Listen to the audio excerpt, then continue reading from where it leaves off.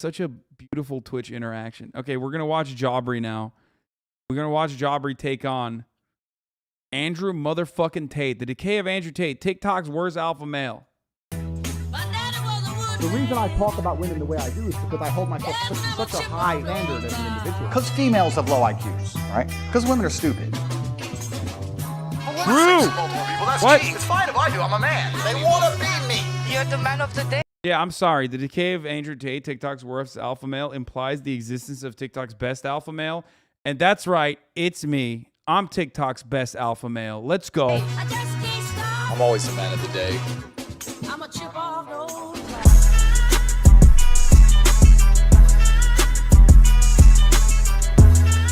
I'm a chip off those blocks.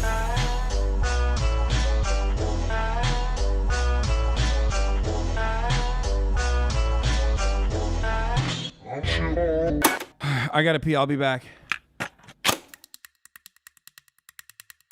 The alpha male can be defined as a man tending to assume a dominant or domineering role in a social or professional situation. Or this. The average male body count in their entire life worldwide is 7. The average female body count in their entire worldwide over a lifetime is 14. The more you get pregnant, the more your value declines. Red flags in women if she wears a lot of makeup. Stop being a puppy, be a dog, and hump that leg.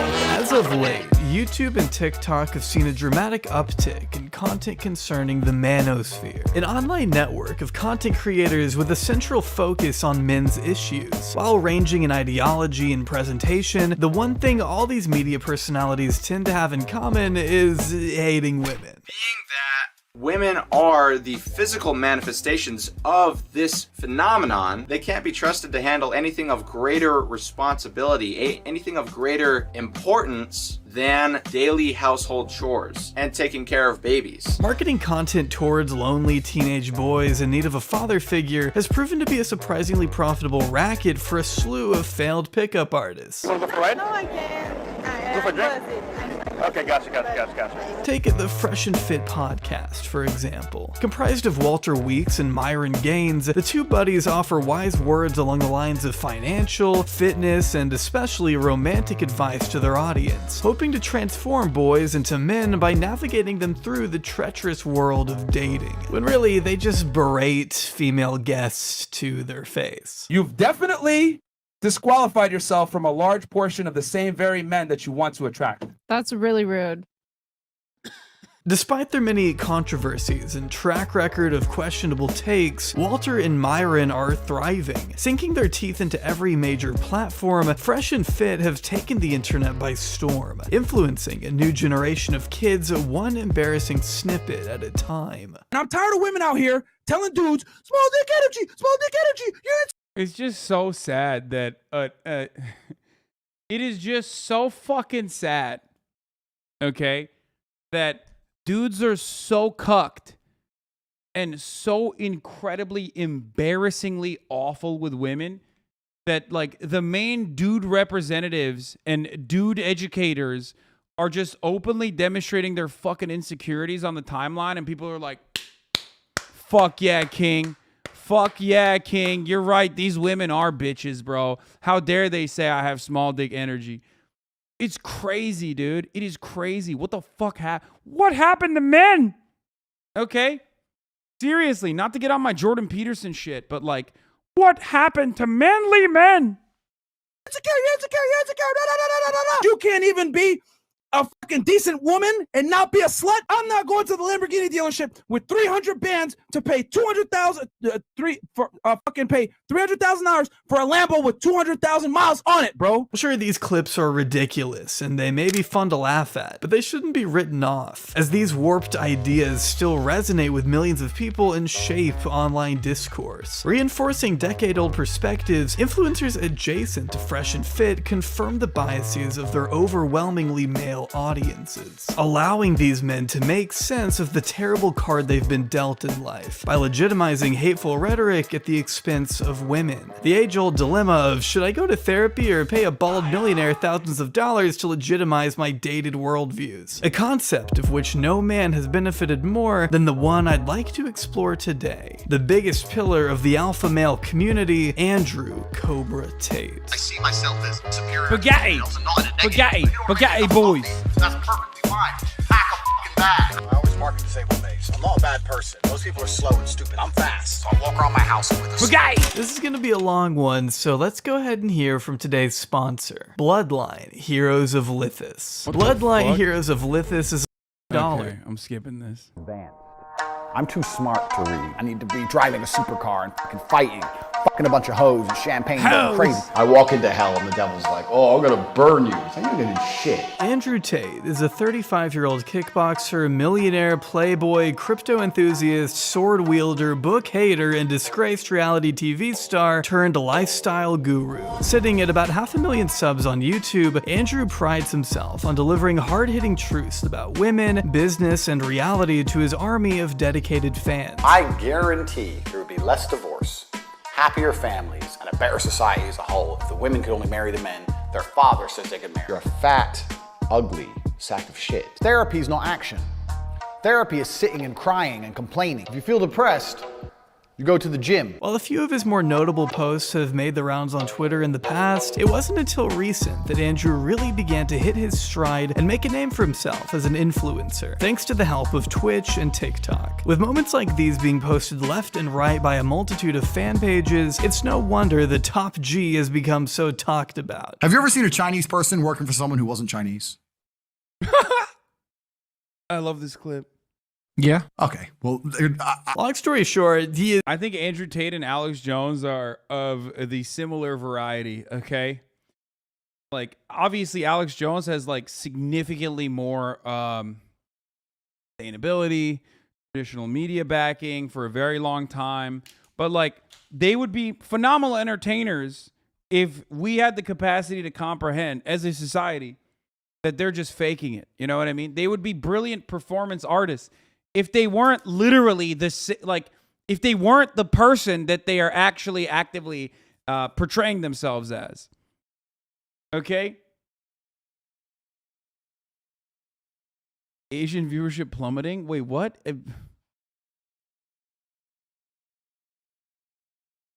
Is absolutely insane. But while some may brush off such ridiculous sound bites as satire, treat him as a joke, or outwardly challenge his theories to his face, others look to him as the second coming of Jesus Christ himself, spending hundreds, thousands of dollars to join what is essentially just a glorified Discord server, all made possible by the millions of loyal followers he's gained in an impressively short amount of time. A cult of meat-riding zealots who value the words and opinions of a man who is currently under investigation by the Romanian police because of human trafficking, in which he responded by calling the accuser soy. Man. But let's not get too ahead of ourselves, because after all, this is a very well-liked individual. As shocking as it may be, Andrew rates pretty high on the bald guy likability chart, at least within very specific online communities. To his critics, however, Andrew is an abomination, spearheading a socially dangerous movement, the self-proclaimed king of toxic masculinity. Whoa, whoa, whoa.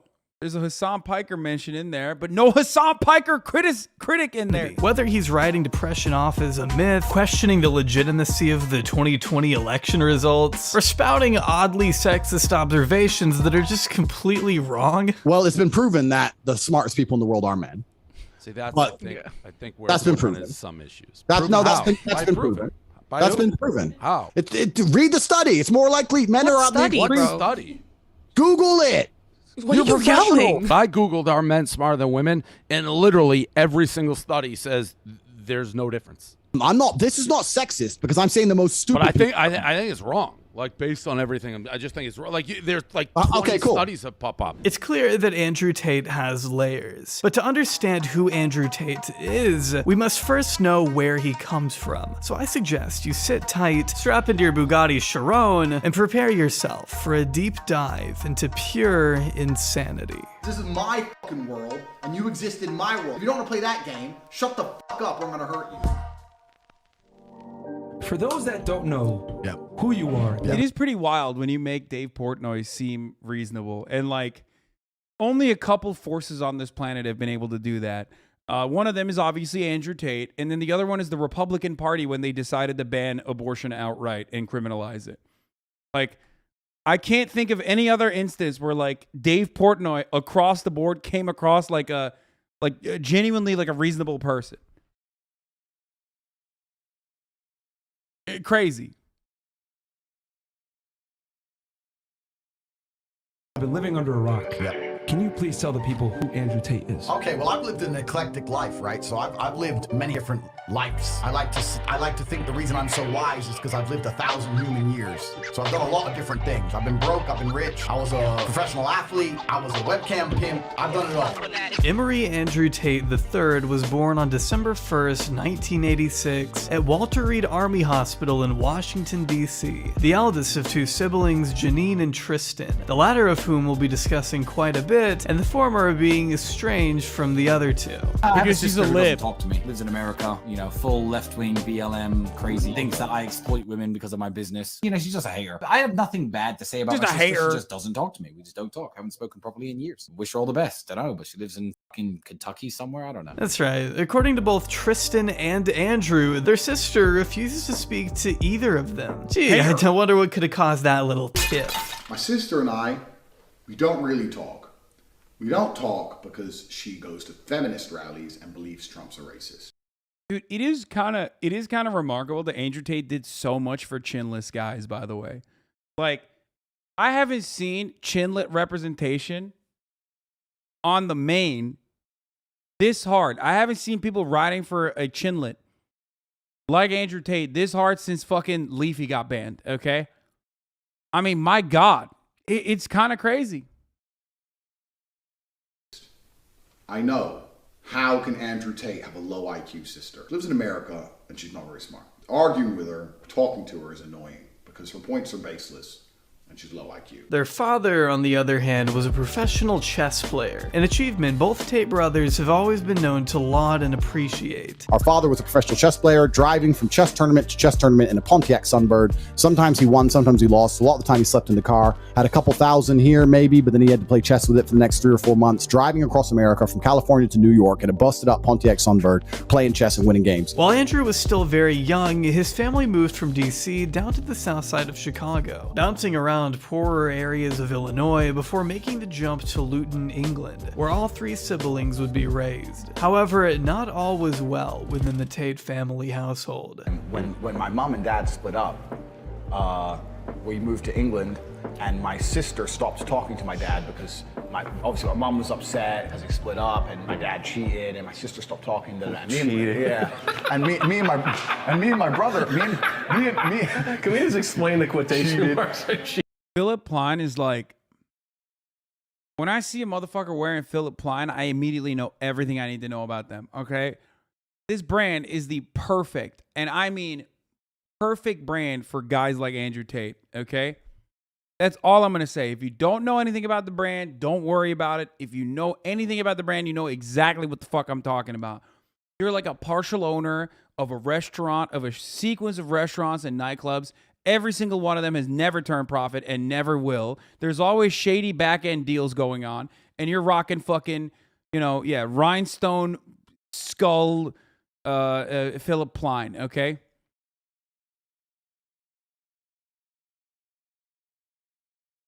Okay, we can explain it. We'll explain cheating. I'll come back to it in a second. I mean, she should have expected it. I mean, that's who he was. You know. He walks in the door. My mom's like, Emery, where you been? It's been 2 months. I don't know where you've been. What is this? I've gone through your clothes. There's a picture of some bitch in your... And my dad had been home for 42 minutes, and he'd just go, sorry, son, she won't shut up. Walked out again. Why does he think this is cool? With the move coming off the heels of the divorce, his parents... It's kind of wild that he like tells this story like as though it's a cool one. Am I crazy? I feel like that's neglect. You know what I mean? I look at a story like that and I think, wow, this guy was neglected by his father. But he's like, no, my father was so fucking sick. Like, he was just like kind of awful to my mom. And I And I learned from that. I was like, I want to be awful to all women. Had gone their separate ways by the time Andrew was just 4 years old. It was arranged that Andrew's mother would look after the children in England, while his father stayed back in the US to compete in chess tournaments. I mean, that does explain a lot. That one way or another directly affected the trajectory of Andrew's life. I don't think I was necessarily too upset by it. You know, I was still, my father was very realistic with me, and he said, look, I'm still going to see you, but you're going to England. It is what it is. So I don't think I was particularly upset by it. I definitely wouldn't say I was traumatized by it. Oh, dude, what do you mean, brother? What the fuck? You got forced to live in England, Luton of all motherfucking places. That's like, who wouldn't be traumatized by that? You know what I mean? That's like, that is child abuse. Taking your child out of Gary, Indiana, and sending his ass over to England, I mean, that's child abuse. But it did alter my life trajectory because I lost my chess coach. Andrew has always taken the art of chess very seriously, incorporating its skill and intricacy into his own business practices, and symbolism into his own branding. Having such an outlet diminished at such a young age must have been tough, but it wouldn't be long before he figured out how to channel his energy into another skill, one that by his own admission would be of great use no matter where he went. With fighting, is something you internalize, and for me that was interesting to have something that I've always got with me at all times. So that's the reason I was interested in it, if that makes sense, as opposed to other sports where you need all this other shit for it to even be relevant. It's safe to say Andrew's passion for fighting has remained a massive part of his character, dating all the way back to the day he was born. If you believe this unhinged biography I guess he wrote himself. 2 weeks overdue, I was nose breathing already as the doctor held me upside down by my heels and my right fist was— Bro, you want to be Kim Jong-un so bad, bro. This is straight up Jusha shit, okay? Like, autobiographies that like go crazy about like unimportant parts of your life and try to literally reinforce that deity that you are. Yeah, he's a Jusha guy. He's a Jusha boy, you know?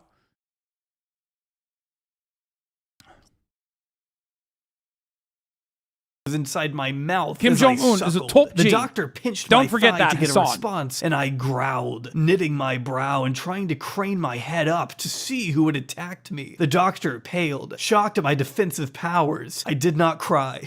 That's awesome, man. On the side of working... To be fair, like, once again, even in that sentiment alone, there is like, there is a hidden underlying element of humor. Because, like, as a wrestling character, or as, like, a totally made-up character, that's like a Dr. Disrespect style moment. If he didn't take himself so seriously, okay, and if he wasn't, like, constantly being, like, as misogynistic as he humanly can, like, writing for misogyny as aggressively as he did, and if he toned it down as an entertainer, like, you can see that is, I don't know, I just can't, like, stop thinking about people as performance artists. You know what I mean? That in and of itself is, like, funny. That's a funny thing to write about yourself. A few odd jobs, Andrew grew to hone his boxing and martial arts skills, and by 2009 had gone on to win the International Sport Karate Association Full Contact Cruiserweight Championship. I understand this may sound like I'm speaking another language if you're like me and have never followed anything resembling kickboxing in your life, but anyone interested in the sport, especially around this time, would certainly come to know Andrew on somewhat of a significant scale. At one point, Andrew was ranked #1 at his weight in all of Europe. Though he lost his first world championship to Jean-Luc Benoit, he contested the results and beat Benoit in a rematch just 3 months later in Luton, where he officially became champion. Securing his second ISKA world title in 2013, Andrew traveled the world as a professional kickboxer. I'll spare you the details because frankly his athletic achievements don't concern much of this video. Regardless, after initially retiring at 28, Andrew eventually came out of retirement and famously challenged Jake Paul to a fight in 2020, sparking a feud that's lasted ever since. I will fight you any day of the fucking week. I live in the real fucking world, Jake. I will take a few weeks break from living my retired life to kick the living fuck out of a fucking goofy, fucking entitled dickhead like you. He runs with this whole thing like, what color is your Bugatti? Andrew, like, it's not cool to tell kids that they need a Bugatti to be cool. This is Jake Paul's the funniest person to say this. Can we just take a brief moment? Just a brief moment. Take a breath and just think about who the person who's saying those words is, okay? My Bugatti that I have is in a Morgan Stanley bank account, compounding interest and hundreds of millions. There you go. He also immediately followed it up with the douchiest fucking thing you can say, regardless, okay? Like, he couldn't even hold the act for like 3.5 seconds before saying one of the douchiest things I've ever fucking heard a human say. It's great. Millions of dollars. So that's cooler than having a fucking Bugatti. It's virgins. Kids who are virgins who think by watching him they will get laid. But then he follows up with this take, which is true. That's who his audience is. But I think he's training them to not get laid, and that's the problem. Exactly. Like I want them to get laid. They're pissed off at girls because they've never gotten laid, and they think by being this alpha male and copying this douchebag who wears giant fucking aviators indoors on his fucking podcast, they think that's gonna get him some pussy. Like, no, Andrew Tate's fans are all virgins. And they're watching him to try to get laid, but they're going to get spit on and slapped by a girl. That's what's going to happen. See, Andrew may have been a world champion, but that's not where he earned his millions. Andrew Tate consistently offering W's to some of the worst people in media. Like, literally, I've never seen someone so consistently hand off W's to some of the worst motherfuckers in media, okay? If Jake Paul has the moral high ground, you are fucking gone, son. You've done the worst thing you could have done. Look what you did. You made people agree with Jake fucking Paul, dude. Like, that's like multiple layers worse than fucking Dave Portnoy, okay? A person that has quite literally built a fucking media career. At least Logan Paul sometimes has like agreeable takes every now and then. Logan Paul will like pop off on BLM, you know what I mean? And everyone's like, wow, oh my God, he's crazy. That white boy is crazy. It's like Jake has none of that. I've never heard this motherfucker ever get a dub in a conversation until that moment where I'm like, well, there you go.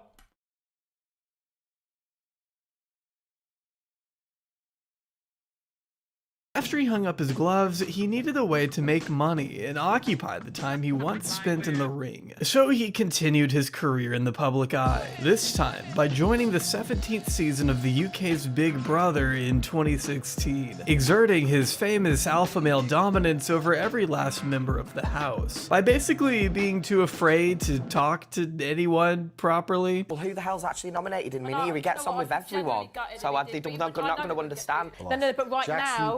Right now with the dynamics that Dude, this is unhinged. Dude, British reality TV is so psychotic. I'm sorry. These people look fried, brother. What the fuck? They literally look like they all got deep fried. What is this, dude? What the fuck? Why'd she put white lipstick on? It makes the tan look so much worse. Why? Oh my God, dude. Oh my Lord.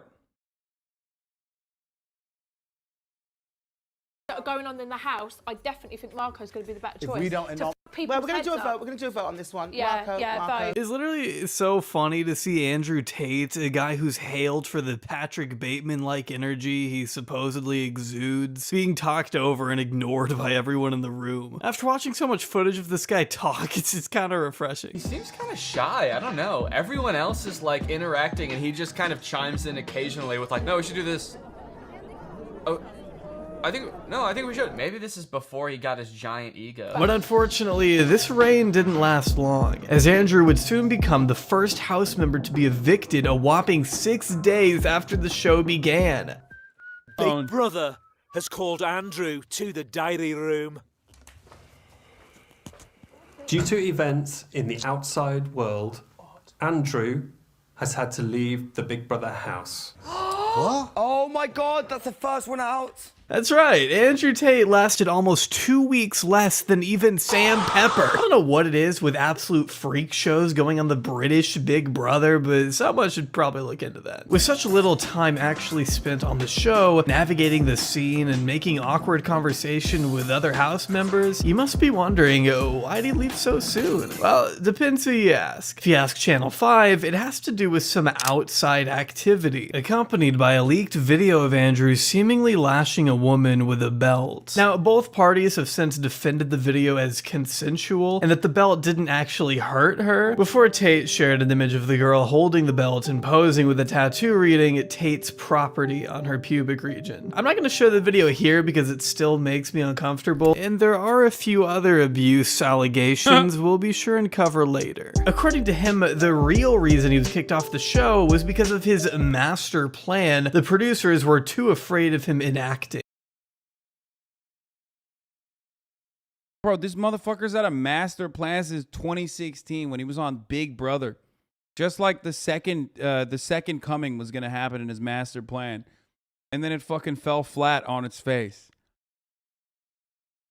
Oh my Lord.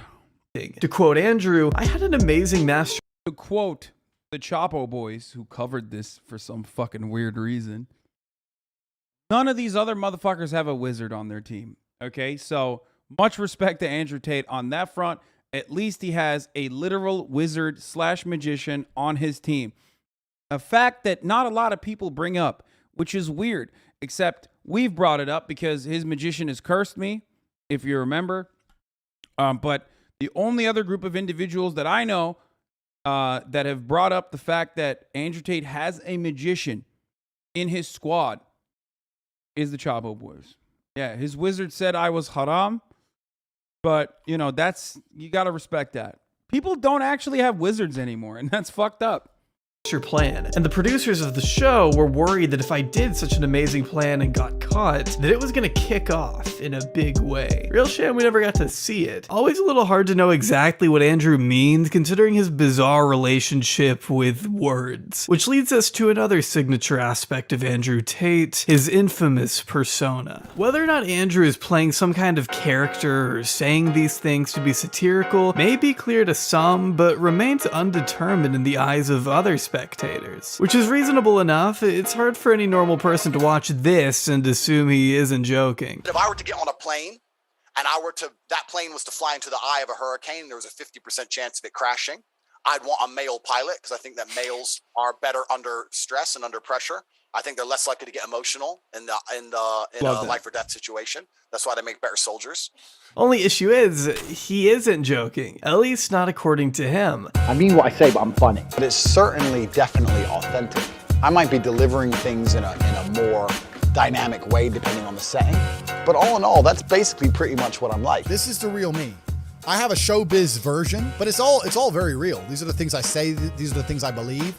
These are the things I talk about in my private networks. I just don't talk about them here to public. I don't talk about them nearly as deep or as advanced. While his diehard supporters may jump at the chance to dismiss some of his more offensive language as nothing more than crude humor, Andrew himself has openly stated the contrary, insisting that every take, every opinion he lays out in front of us reflects his genuine beliefs. Now, he may lean into the douchebag persona from time to time by use of hyperbole or by getting a massage during a debate with XQC, but that doesn't mean his words represent anything other than his true school of thought. And anyone who may imply otherwise is both enabling harmful rhetoric and dismissing a major part of Andrew's identity. In fact, even he would consider it offensive. I'm genuinely confused. So when the camera's off, Yes. I stop believing the things I've lived. That is true. Andrew. I stop believing the things I say. Only a person with a low IQ would even contemplate that's a possibility. So when someone comes along and goes, he's an actor, what is the logic fail? He isn't playing a character, this isn't satire, and the more people willing to write him off as such are only aiding to normalize this kind of language going unchallenged as it gains traction in the mainstream. You don't go to the gym to get strong, to just be weak in secret. It doesn't make sense. It doesn't make any sense. Besides, this kind of behavior from Tate is nothing new. Sure, he may have only risen to online notoriety over the past few months, but he's been known to grace tabloid headlines since before his fans exited the womb. And I know Andrew's fans may roll their eyes, but I have to give another trigger warning here, as this next segment will be discussing Andrew's various brilliant takes on sexual harassment. And by brilliant, I mean god-awful. In October of 2017, Andrew went on a bizarre rant that would become rightfully chastised by celebrities and news publications all over Europe, beginning with the assertion that women coming out against Harvey Weinstein shouldn't qualify as victims if they, quote, exchange sex for opportunity. Tweeting, Harvey, creep? Obviously. But women have been exchanging sex for opportunity for a very long time. Some did this, weren't abused. Continuing, if you put yourself in a position to be you must bear some responsibility. With sexual assault, they want to put zero blame on the victim whatsoever. Yeah, that's the problem with sexual assault nowadays. Not enough victim blaming. That's solved it. And that's great, man. Every time I see this fucking quote, it still blows my goddamn mind, okay? Andrew continued, before going on to compare women to inanimate objects. If I left $1 million outside my front door, when it got stolen, people would say, why was it there? Irresponsible. I can say nobody should steal, it's wrong, and everyone will agree. But still, very little sympathy per my bad decision pre-thievery. A comparison so obviously egregious, I don't think you need me to sit here and explain what's wrong with it. Dude, no, it is great to explain this, in my opinion, okay? Because it is at the heart, okay? It is at the heart of so much incel commentary. People literally do not understand that they treat women as objects and very openly state that they treat women as objects by directly comparing them to objects. Something you would never do with men, okay? That's just it. That's why so many of the fucking fresh and fit boys and the manosphere motherfuckers, like so many of them, whenever they talk about women, they regularly use like Bugatti, Lamborghini, like a pile of cash. These might be objects of desire, but they're still fucking objects. Okay? I don't know how to describe this to people that don't see it, but like, that's not an object, dude. That's a person. Okay? But if your starting point is like, women are comparable to objects, then yeah, your brain is so fucking broken that you're probably not going to get it.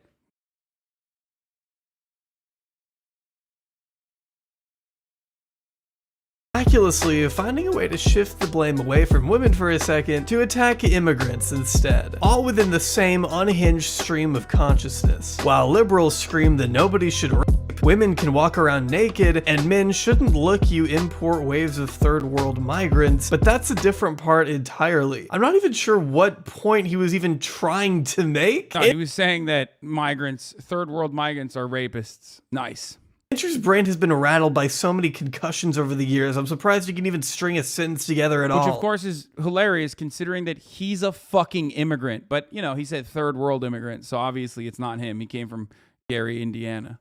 Finishing off this deranged diatribe that quite literally no one asked for, with the conclusion, pretending women are blameless and men shouldn't rape is stupid. A profound and eye-opening take that should concern you, considering this man isn't exactly the fringe ex-reality TV schmuck he once was. He's now one of the trendiest and most well-respected influencers of today. More Googled than even Mr. Beast, revered among the manosphere as a beacon of truth shining bright in a sea of woke nonsense, even as he's weaponizing child illness against a desperate father. What happened is some leftist guy got upset on my Twitter and attacked my Twitter and attacked me personally for about a good hour. I was ignoring him for about a good hour. He said something like, if I had your kind of money, my son wouldn't be in trouble. And then I replied, well, what's wrong with your son? John Rosenberg is an award-winning cartoonist known for a variety of webcomics he's produced over the years. One of his sons has cerebral palsy, and a few years ago was accepted for a life-changing surgery that had the potential to treat his condition. The only issue was, as one could assume, the procedure wouldn't be cheap. But with John having a decent following online, he decided to set up a GoFundMe to provide the means needed for his son to get surgery. A noble cause that pretty much anyone on the planet could support, other than one man, Cobra Tate. After the two shared a heated back and forth in October 2017, a big month for Andrew, I guess, John remarked that if only he had the same fortune as Andrew, he'd be able to pay for his son's surgery no problem. To which Andrew responded with, "Do you feel like a failure that the amount you need to help your own son is less than a quarter than I spend on my 5 cars? I will help you if you ask. It's nothing to me. Your comic books have failed, but I am a success. Ask nicely and I'll save your son." Going on to doubt the existence of his child's medical condition entirely, falsely accusing John of lying about his son's cerebral palsy before repeatedly insisting he begged him for money. When in reality, John responded to this little offer with, "You can take your money and shove it up your superior asshole, Cobra Potato. Come punch me already." So, you know, I wouldn't exactly call that begging. Plus, unbeknownst to Tate, John had already reached his goal with over 1,000 people raising $65,000 in just a week, all before the top G ever extended his selfless offer. But that didn't stop him from taking credit and reveling in the glory provided by his brainwashed fans, retweeting one post that, bro, that's so fucking, oh my god, that makes me so mad. That is so, it's like everything I fucking hate about the internet, where you can just, like, no matter what happens, you could just change the dynamic of any particular circumstance, no matter how awful it is, to benefit yourself. It is, like, truly fucking evil. that read, "Andrew, the hero we don't deserve but badly need." As far back as this exchange may have been, it's important to realize just how little has changed over the course of so many. I love that to the fucking ape-brained idiots is like, fight him. Bro, Andrew Tate would probably still fucking beat my ass, dude, okay? He's a fucking professional kickboxer. I have no fight training.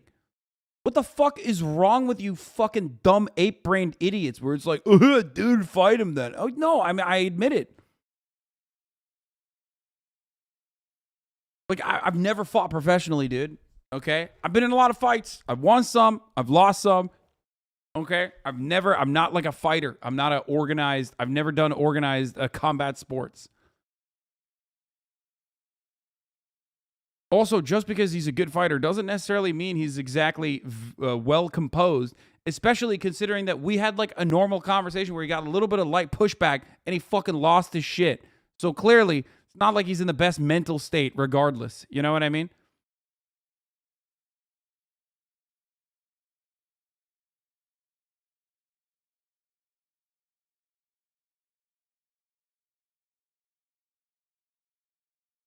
World champion in the minors, though. I think your size, a couple months of training, you fuck him up. Dude, you guys are fucking insane. Twitch chatters are so dumb. Okay? I've talked about this before. This is the D3 college baller reference again. He's trained you or not. He will beat you probably 90% of the folks he encounters. That doesn't make him not susceptible to the top of the hour ad break. Fuck you!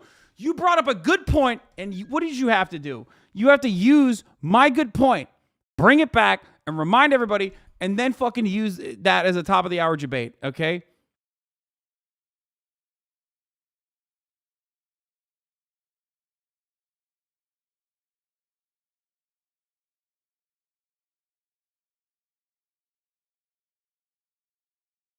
Like, the thing is, I could beat 90% of chat's asses, okay? That doesn't change anything. Like, that doesn't make me a better person, okay? Like, nobody thinks this way in the real world, I hope.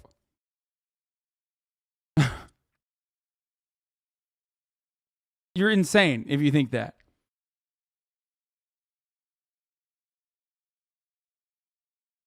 Not me, I'm a fucking beast, Azan. Anyway, at the top of the hour, there's a 6-second ad break. If you no longer want to see those ads, all you need to do is subscribe, which you can do for $5 or for free with the Twitch Prime by connecting your Amazon Prime account to your Twitch account. Get one free Prime subscription a month.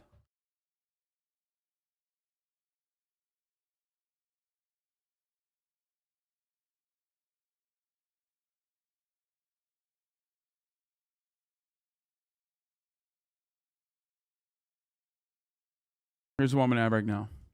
Years. In 2022, Andrew Tate is just as much of a scumbag narcissist. Thank you, Transphobia-phobic, and thank you, Brenergy, for the 5 and 6 gifted subs. As he was half a decade ago. His fans rallied behind his provocative words back then, just as they do now, contributing to the harassment of a father who only wanted to provide for his family. A father taking action to help his own son is a sentiment you'd think Andrew would be able to understand, if he had even a modicum of sympathy or compassion for anyone that wasn't himself. But as evident by his views on depression, we already know that isn't the case. Haunted house, right? You have two people in two haunted houses. One believes in ghosts and one doesn't. You hear some noise in the night. The wind blows, right? The man who believes in ghosts is like, oh no, a ghost. Now he's scared. The guy who doesn't believe in ghosts goes, wind, whatever, and goes back to sleep. Do you understand that it's the belief that gives it power? Right. If you don't believe in ghosts, Brilliant. the ghost can't hurt you. If you don't believe in depression, you can't become depressed. And I refuse to believe in something that's going to weaken me. Why would I believe in something that's going to weaken my ability to deal with problems in life? Why would I do that? About a month prior to the GoFundMe situation Gang. and the Weinstein Gang. tangent, Andrew Tate provoked the entire internet with some pretty brash assertions, tweeting, "Depression is not something you catch from the sky. Take responsibility for yourself and your life. Push forward and it's gone." That was the greatest thing about 2017 was this fucking dickhead was like maximum getting 187 likes. Okay, that's when the world was in many ways really bad, but there was one positive aspect of it, and that is that no one knew who the fuck Andrew Tate was.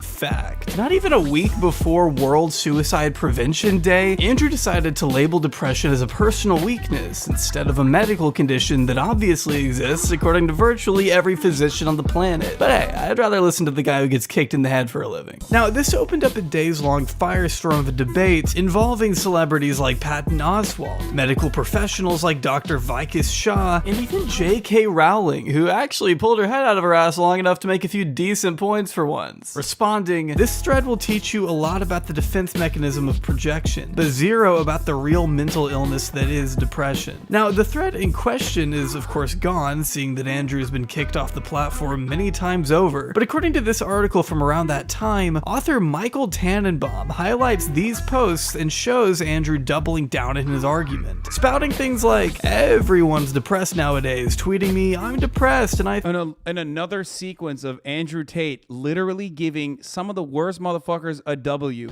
I can't believe it. This video should be just this video should literally be, Andrew Tate is so bad, he makes the worst people in society look good.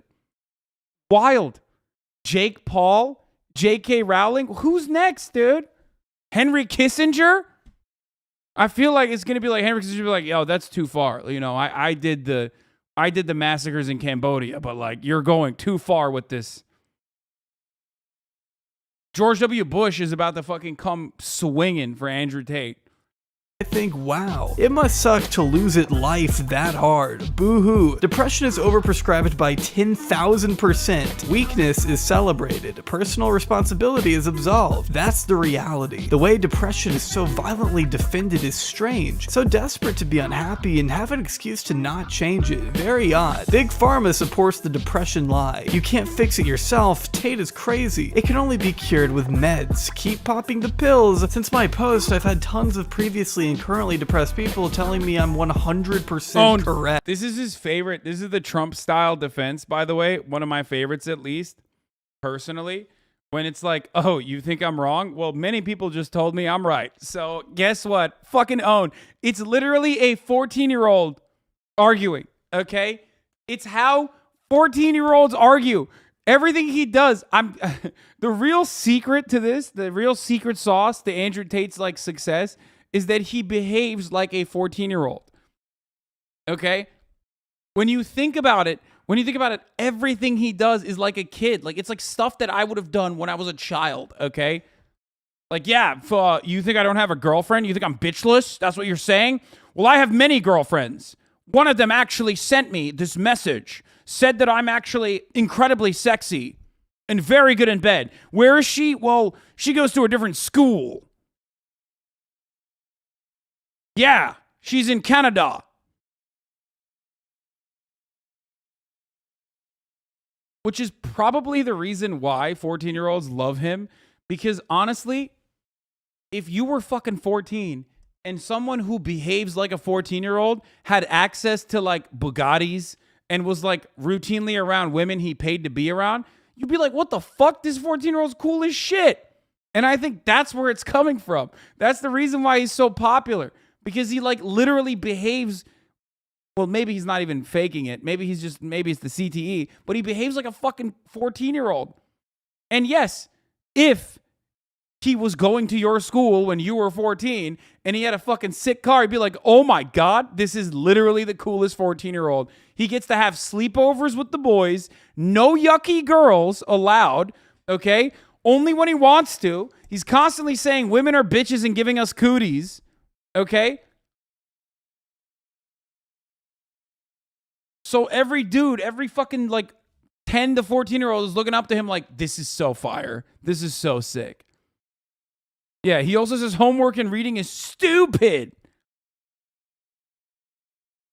A bombardment of anecdotal stories and frankly childlike arguments that hardly hold up in the face of actual evidence and numbers regarding depression. For instance, Mental Health America notes 50 million adults in the United States who experienced mental illness in 2019 alone, which is about 19% of all adults. And those are just the ones who reported it. A more recent 2022 study cites that over half these individuals have not sought treatment, totaling to at least 27 million people in the US suffering from mental illness without any prescriptions or professional assistance. I'm not saying that instances of overprescribing don't happen, they do, but Andrew is deliberately showing one side of a way more nuanced discussion as a means to be brash and justify the conclusions he's already made. It's crucial we work to normalize these issues as much as possible, not dismiss them and ostracize those who are struggling with depression. Pinning the root of depression on weakness simplifies the very real, legitimate factors that may be contributing to your ailment, factors that are often out of your control. But don't listen to me, take it from Robin Williams' daughter, who responded to Andrew's tirade with, whatever your intention, this happy people telling the depressed to get off their ass mentality is harmful, problematic, and wholly useless, she wrote. There are no experts in happiness, and he's clearly not an expert in depression. There is pain in suffering. There shouldn't be shame. To those internet bros out there who think that manning up means showing a complete lack of empathy, fear the day you need it. It'll come. People come at me and think they're smart.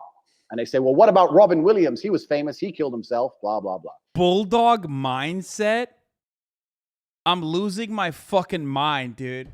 Why is every like alpha male manosphere broadcast just exactly the same? Yo, what's up? Yeah, it's the alpha dog mindset coming to you right now. We're going to talk about how women are whores and divorce court is the worst thing to happen to America. It's communism. Oh, oh, oh, oh. Let's ride at dawn, bulldogs. Yeah, it's just, the manosphere is just full of fucking furries, dude, that just would be way more comfortable with themselves if they just allowed their freak flag to fly. You know what I mean? And I say, yeah, and I'll tell you why he killed himself.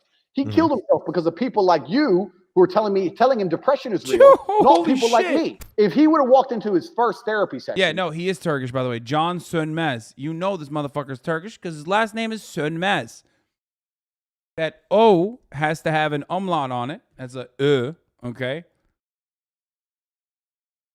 And his therapist said, look, Robin, you're a millionaire, you're famous, you can fuck any woman alive. You coming here is insulting to people with PTSD and genuine conditions. Grow up and get the fuck out of my office. I guarantee he'd still be alive. But these opinions make sense when we consider how much of Andrew's worldview is rooted in traditional values. Upholding patriarchal ideas and blaming society's downfall and its deviation from what was once considered moral and correct. It was reported that even back in 2018, Andrew ranted about the decline of Western civilization on Facebook after seeing— he was trying to make a name for himself as like a far right commentator back then. That's what he was trying to latch on to. Some of which was probably real legitimate opinions that he had, like real legitimate reactionary points of view that he had, and then others was others was like him trying to fucking clout farm off this. He hung out with the EDL guy. What was his name? Tommy Robinson. Like, he was just straight up a grifter. A poster at the airport encouraging girls to go on holiday as opposed to encouraging being a loving mother and a loyal wife. Andrew believes a woman's primary role is to serve her husband rather than pursuing a life or career of her own. If you're not going to have children, what are you going to do with your lives? Travel, just pursue anything that makes me happy, try to make money. Travel, focus on my career, things like that. I honestly just want to get right into my career. Do whatever the fuck I want. A life without children is vapious.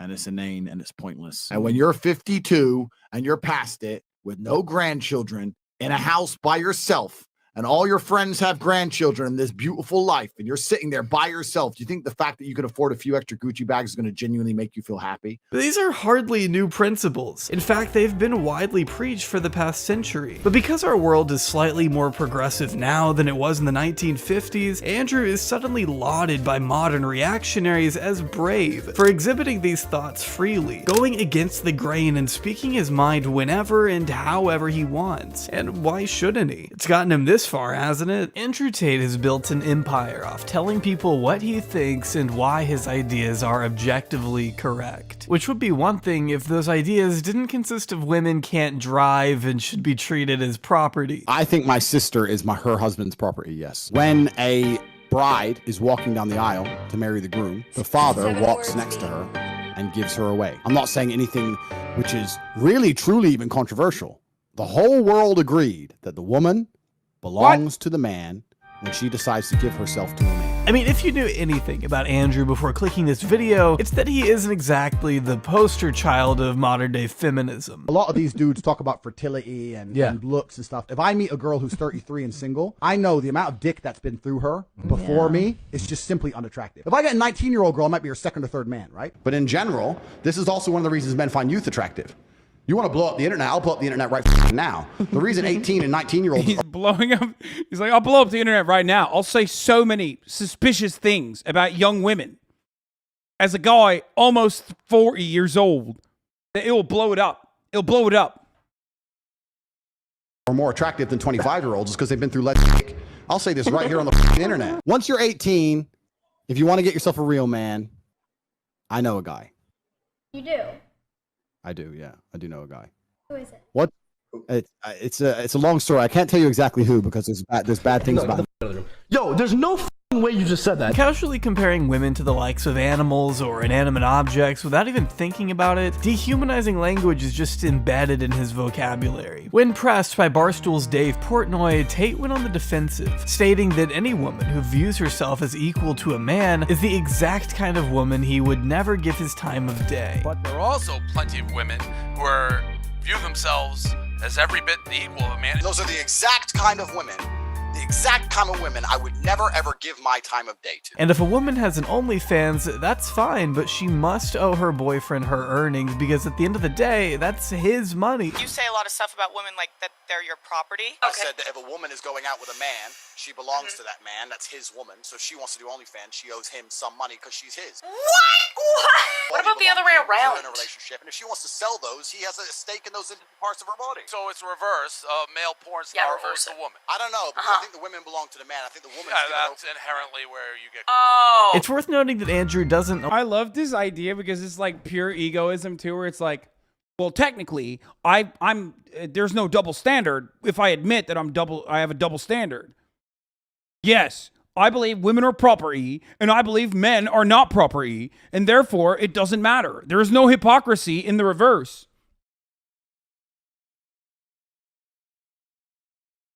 allow his girlfriends to go to the club without him, stating in one clip, I expect absolute loyalty from my woman. He says, I ain't having my chicks talking to other dudes, liking other dudes. My chicks don't go to the club without me. They are at home. Spoken by a true secure alpha. Keep in mind, Andrew has also gone on the record to say he doesn't believe female pilots should exist on account of their inability to park a car, and that women can barely be trusted to drive because every car accident that Andrew has experienced has involved a woman. I guess he forgot he was also involved in those accidents, but yeah, we'll let that slide for now. Andrew's riskier takes rely more on surface level shock value than actual facts and statistics, becoming especially clear after being demolished by Hassan Piker live on stream. I've seen some of your work as you're doing the rounds on Twitch here, and a lot of the things that you said are just generally untrue. There's no empirical evidence to back up those claims, which is why you resort to anecdotes quite frequently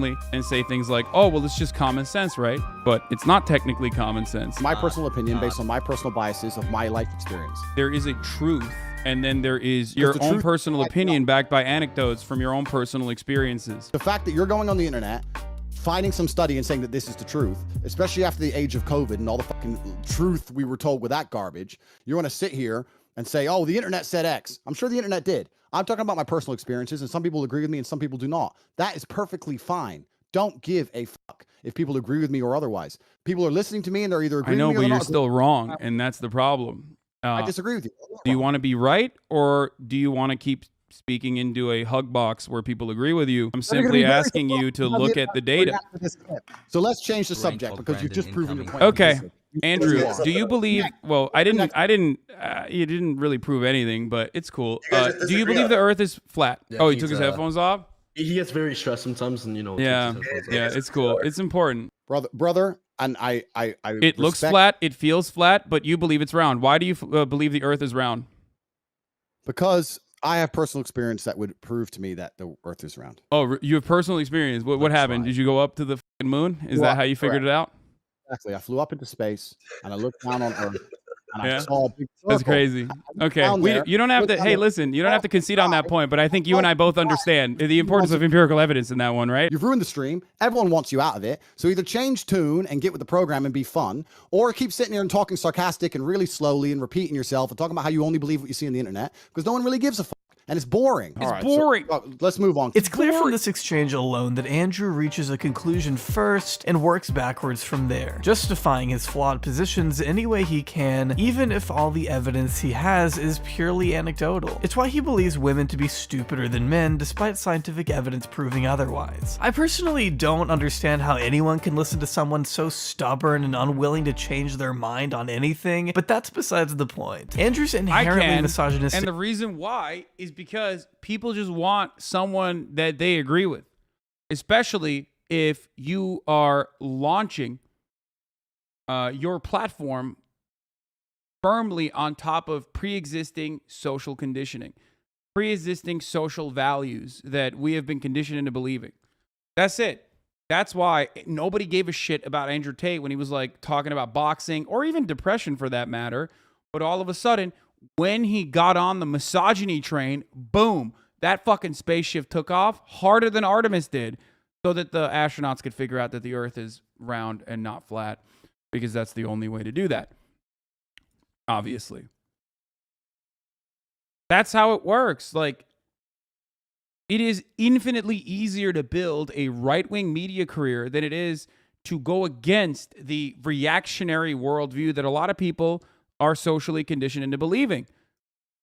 You have to fucking turn around and like explain to people why they're wrong. Nobody wants to hear that they're wrong. Nobody wants someone to undermine their worldview.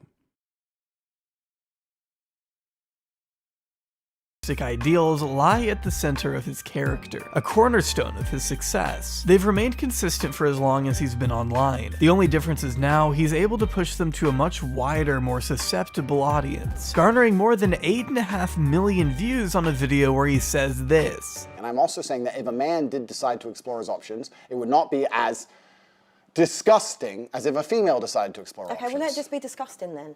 No. It's different if a woman does it. It's different if a woman does it. Everyone watching this knows it's different if a woman cheats. Yeah, he's like a kid. He's like, come on, you know. You agree with me. You must. And there are plenty of people who are like, yeah, no, I do agree with him. He's spitting. He's spitting. He's like a child. He's a literal child. He's a 14-year-old brain, dude. It's fucking awesome.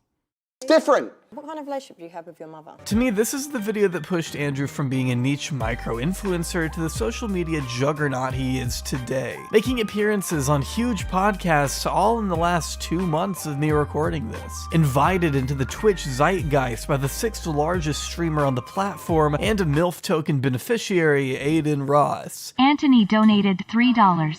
The Taliban says hello. What's good, Brody? The bottom line here is that Andrew Tate has what the fuck? Yo!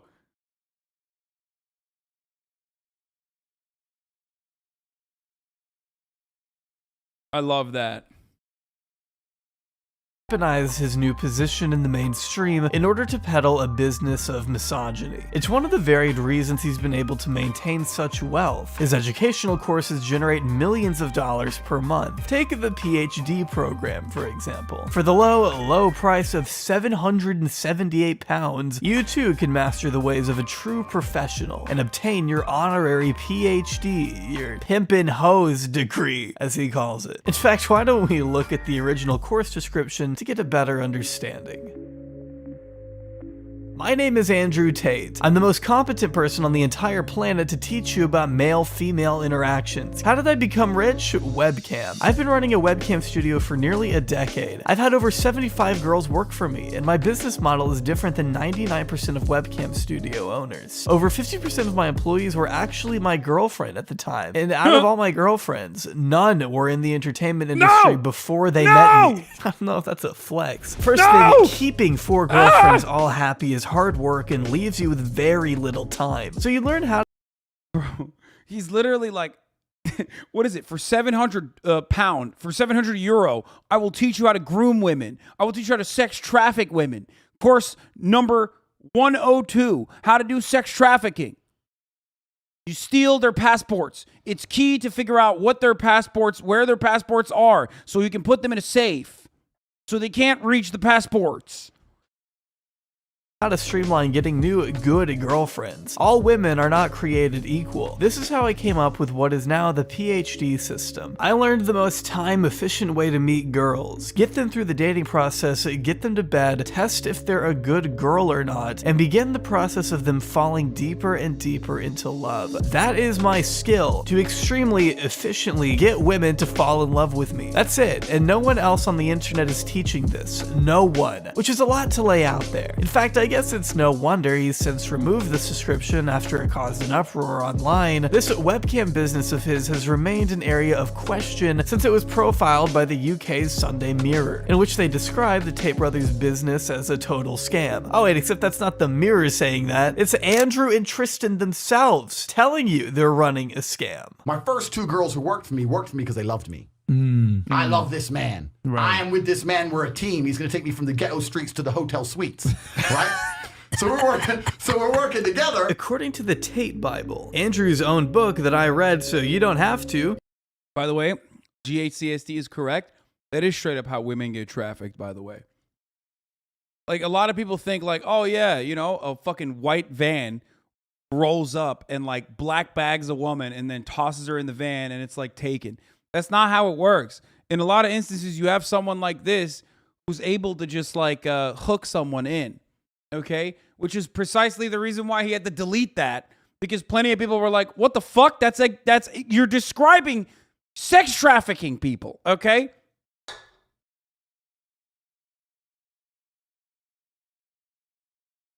You're welcome, thank me later. Tate introduces his business by writing, beautiful women work for me and make me millions of dollars. They obey me because they love me. They clean my house and make me coffee and get naked on demand. That's how I make over $300K a month. I own a webcam studio. It's no secret. I've never tried to hide it. The girls sit on a computer and make huge sums of cash. No man touches them except me. Everyone's happy, especially me. The webcamming business doesn't seem to exist now in the the capacity that it once did, but it was originally how the two made their fortune following Andrew's departure from fighting, and the reason why 22 girls now have Andrew's name tattooed on their bodies, but maybe that's another story. According to what they told the Mirror, their studio employed over 72 scantily clad models, taking calls from fans paying $4 a minute. They can also set up private shows and pay tips at their own risk, whatever that means. While some men plummet into debt, others put up tens of thousands of their inheritance for these women, at least according to Tristan, who feels no remorse because no one cares, and it's their problem, not mine. These models were paid to scam men online, lying about their grave living conditions, pretending to have medical emergencies, dying family members, eviction notices. Andrew and Tristan's webcam empire encapsulates the specific business model the Tates have always employed, defrauding a particularly naive and desperate crowd in order to stack their millions higher. Good thing their scamming days are over and they'd never do that again, huh? Nope. But how did we get to this point, and how did the webcam business even come about to begin with? So I text all my girlfriends, I think it was 5 of them, text all 5, said, you're all coming here to live with me and work with me.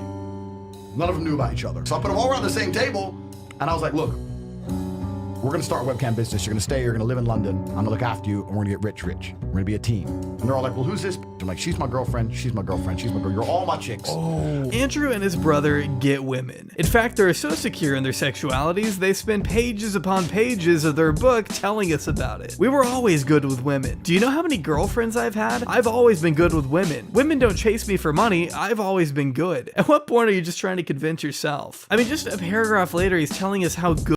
Rule. This is another Hasanabi broadcast rule. If you have it, okay, you don't say you have it.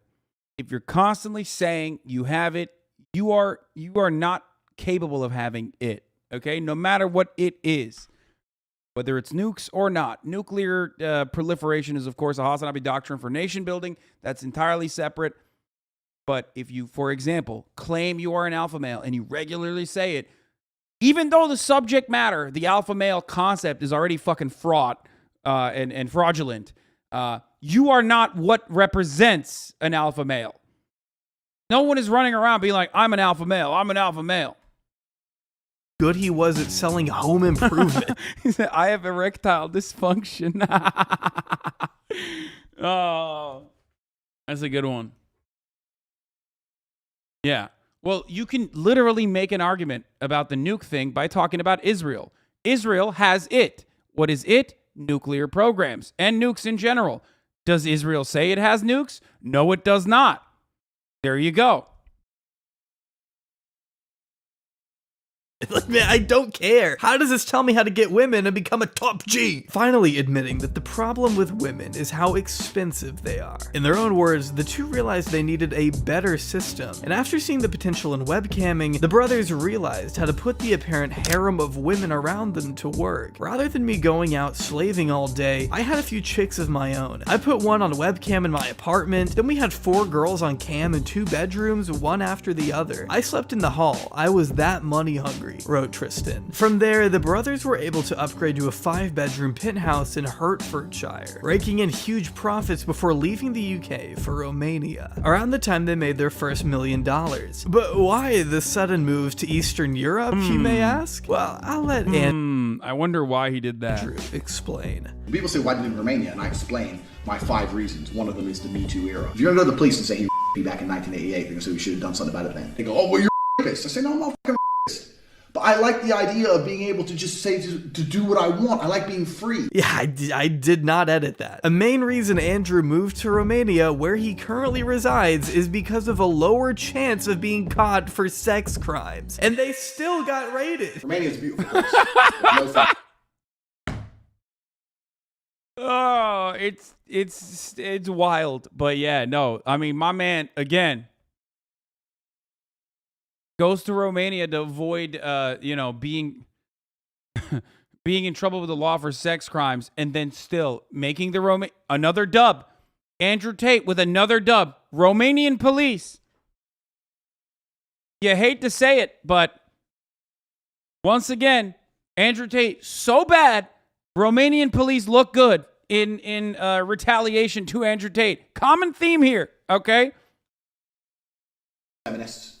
There's no open homosexuality. It's corrupt, which suits me. There's no open homosexuality.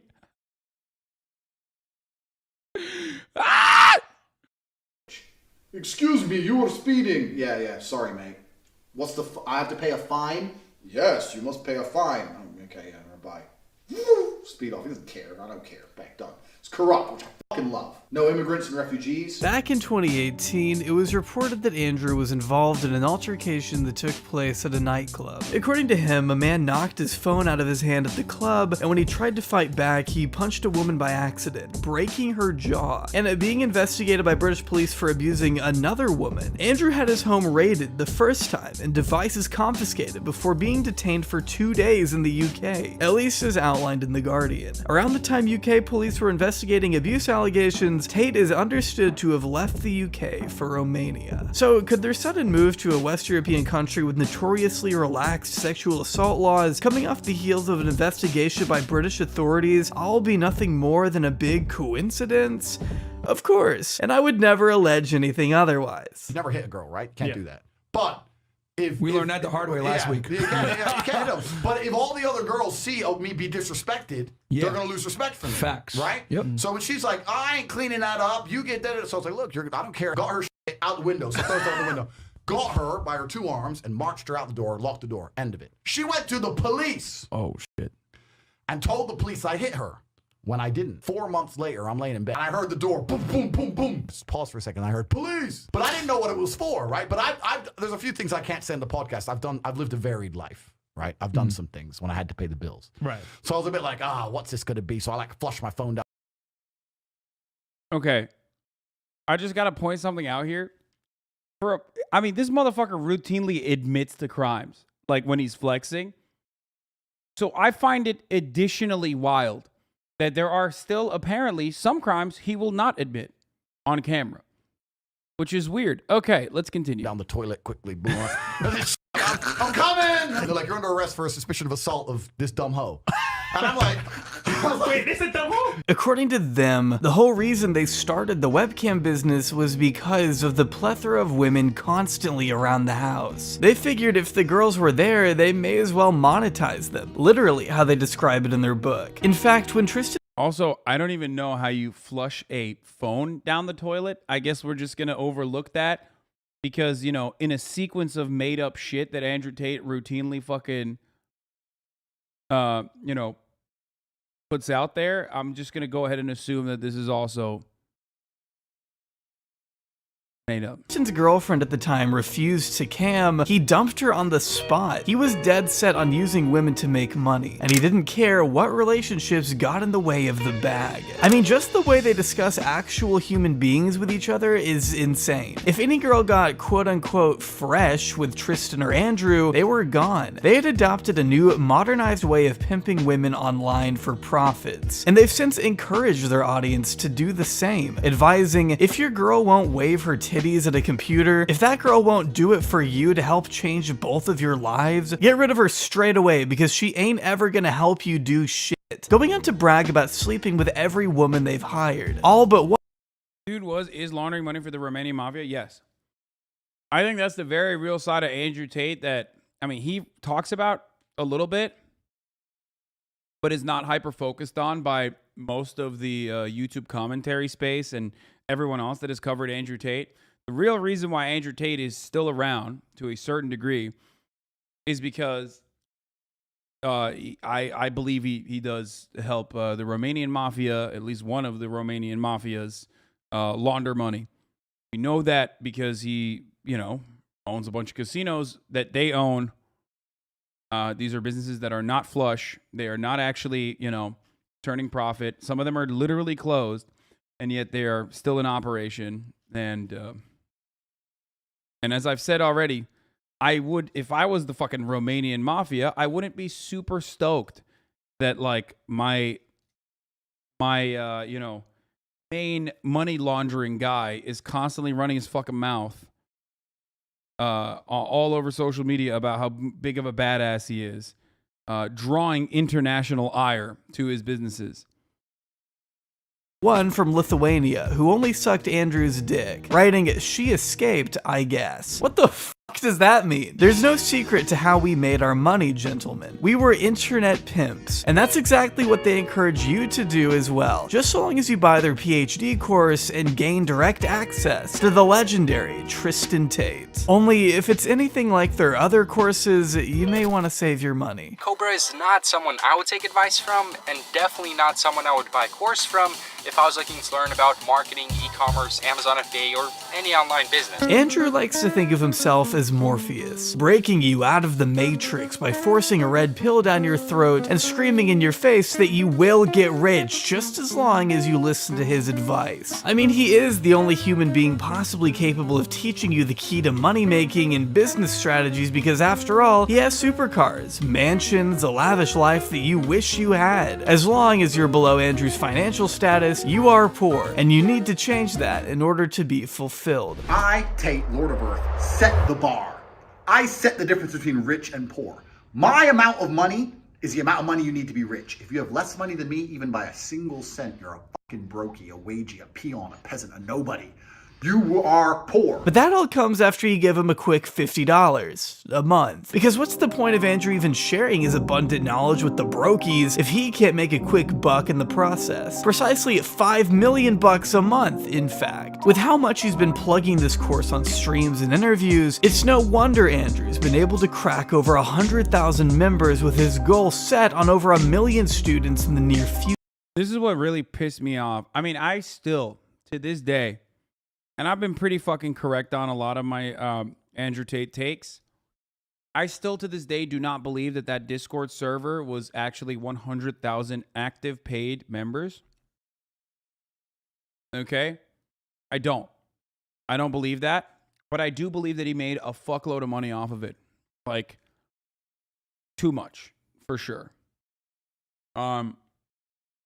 It makes no sense that 100,000 people had $50 fucking to pay him every month. No shot. No shot. And it's not that I'm underestimating incels. It's that I'm telling you $50 is too much of a price point. It's too high a price point for someone to you know, think about it this way, okay? Think about it this way. I've been a live commentator. Not even me. Fuck me. XQC. Live for 8 to 10 hours every single day to 70,000 live viewers, okay? Sometimes 100,000, sometimes lower than that. But regardless, XQC has what? Fucking 80,000 subs or some shit? He's been doing this for years.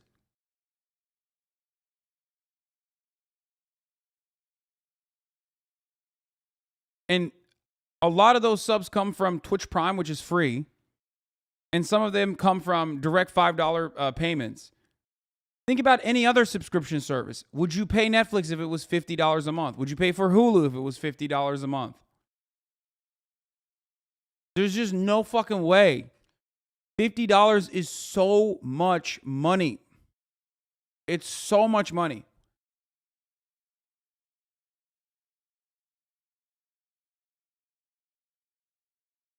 Also gifted, so not everyone's paying on Twitch. Yeah, exactly. The $50 a month thing is just like, it's so expensive that for the information that you're getting out of it, no matter what the fucking no matter what the promises are, people are not willing to pay $50.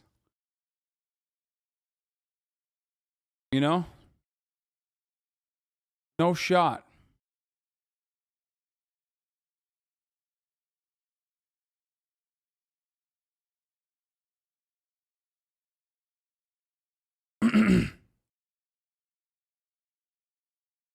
Anyway, I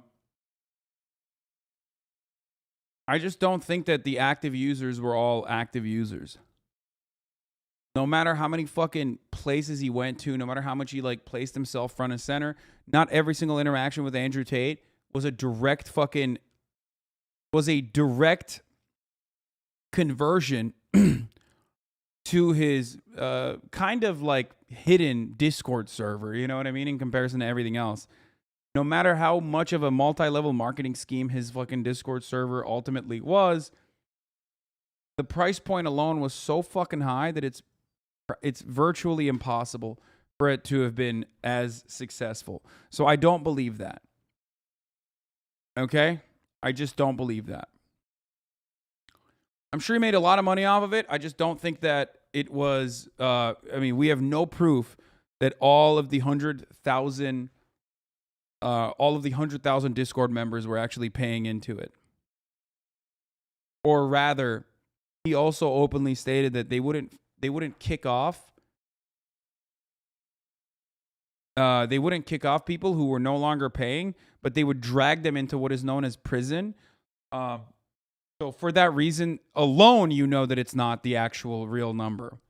But I would love to see the active users on that. Okay? I would love to see the active users on that.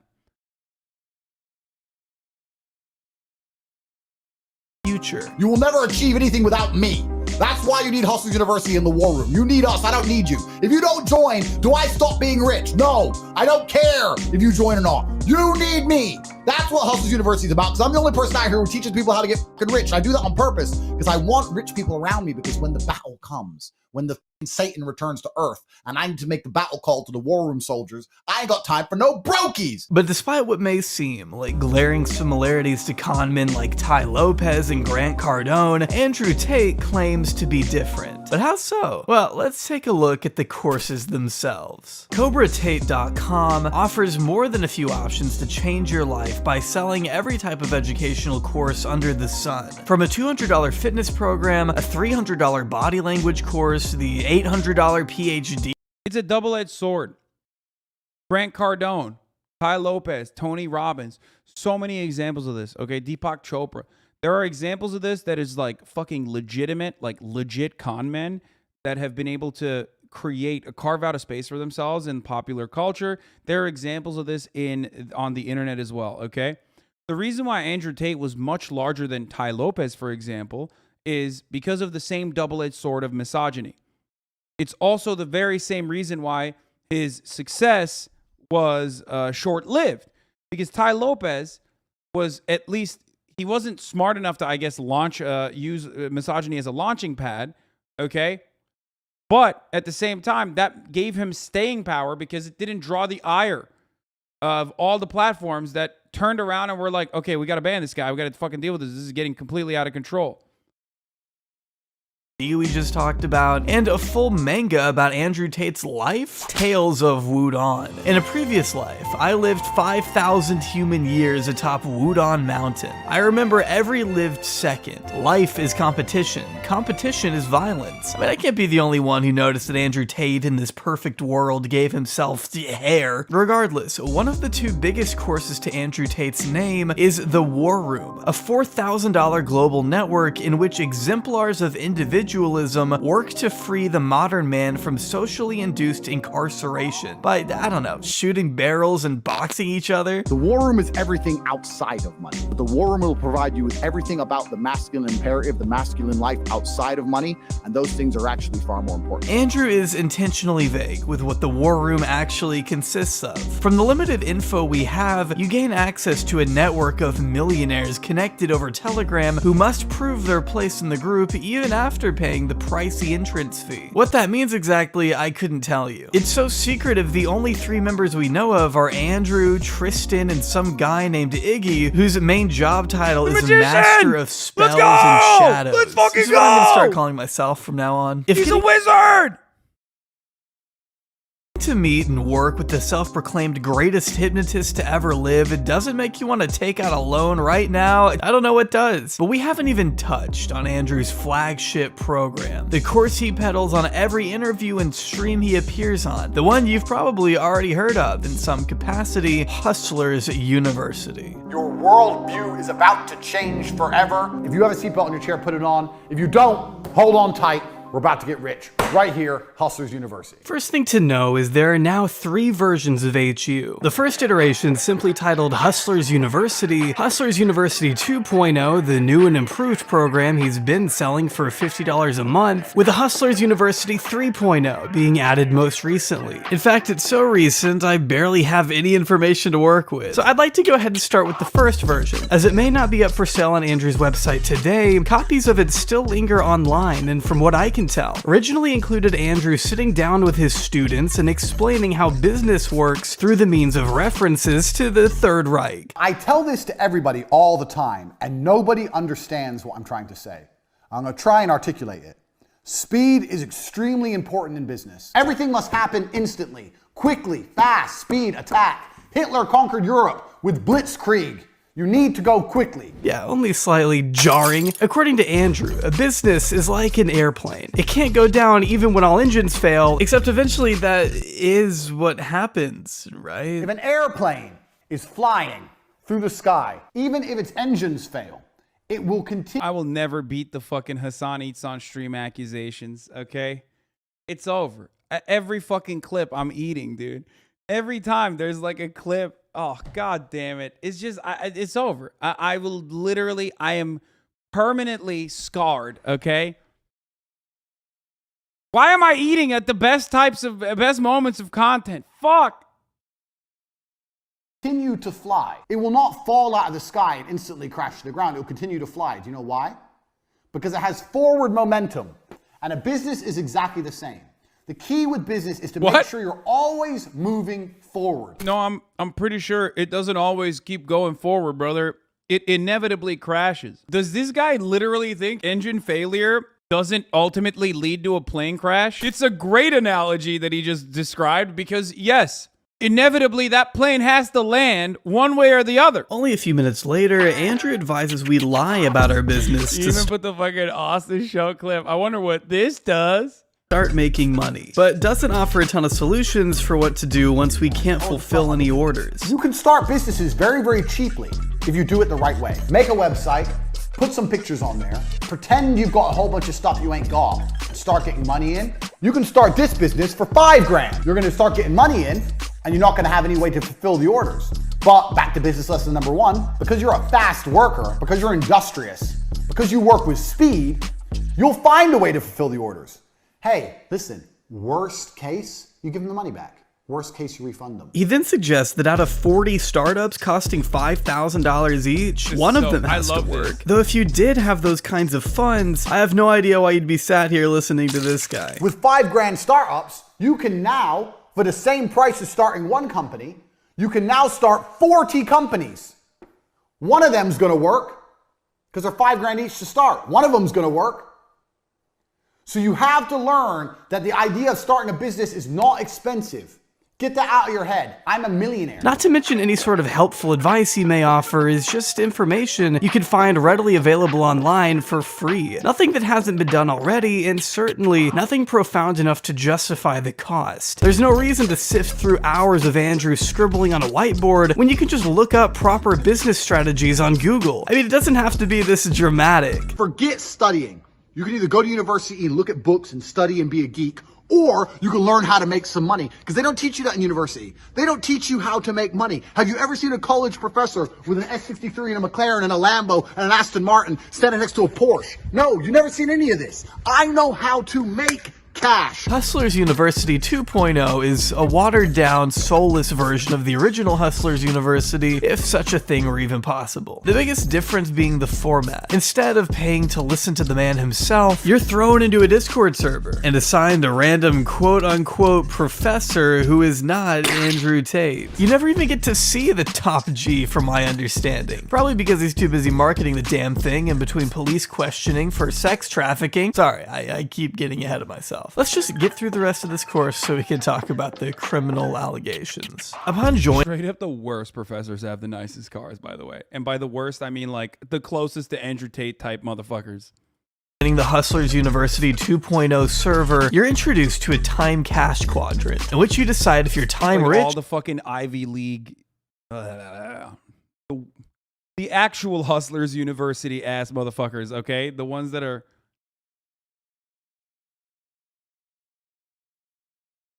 but cash poor, time poor and cash poor, time poor and cash rich, or time rich and cash rich. If you've lost track, that's okay. None of this actually matters because you don't need this course. It's a waste of money. Whatever you choose, though, determines the group of courses you access, containing the most basic, surface level information. Still jealous of Tate? Tax the lawmakers?